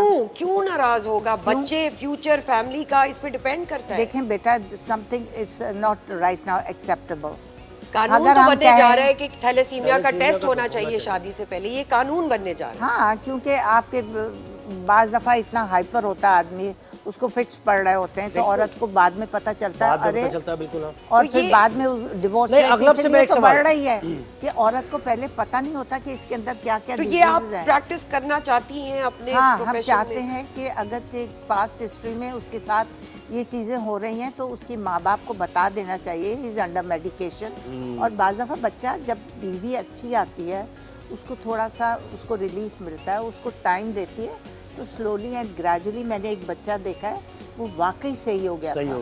वाकई उसके अब 2 बच्चे, पहली बीवी से उसकी तलाक हुई, दूसरी उन्होंने गरीब सी लड़की ले आए, वो उसको टाइम देती थी, उसके साथ रहती थी, और वो बच्चा स्लोली एंड ग्रेजुअली बिल्कुल फिट, फाइन और काफी पैसे वालों का बच्चा था। लेकिन ये हर सिनेरियो में नहीं होता, because a lot of times ये कहा जाता है कि ये ठीक नहीं है, ये काम नहीं कर रहा है, इसकी शादी करा दो, ये भी होता है। अच्छा अगलब, आप ये बताएं, अब इससे एक और इशू पता है क्या है? वो ये है कि शादी जब हो रही होती है दोनों की, तो एक ये जो तरीक़ाकार है ना, वो जो लड़की देखने जाने का एक तरीक़ाकार में आ रही है, है। इस पर बड़े लोगों को लोग कहते हैं भाई ये अच्छा नहीं दिखने में अच्छी चीज़ नहीं लगती है कि लड़की आ रही है और ट्रे लेकर, फिर उसकी बॉडी लैंग्वेज देखी जा रही है, बात करने का अंदाज उसका देखा जा रहा है, शॉपिंग की जा रही है लड़की। हाँ, कोई बेहतर तरीक़ाकार हो सकता है या अभी भी यही राइज है इस ज़माने में?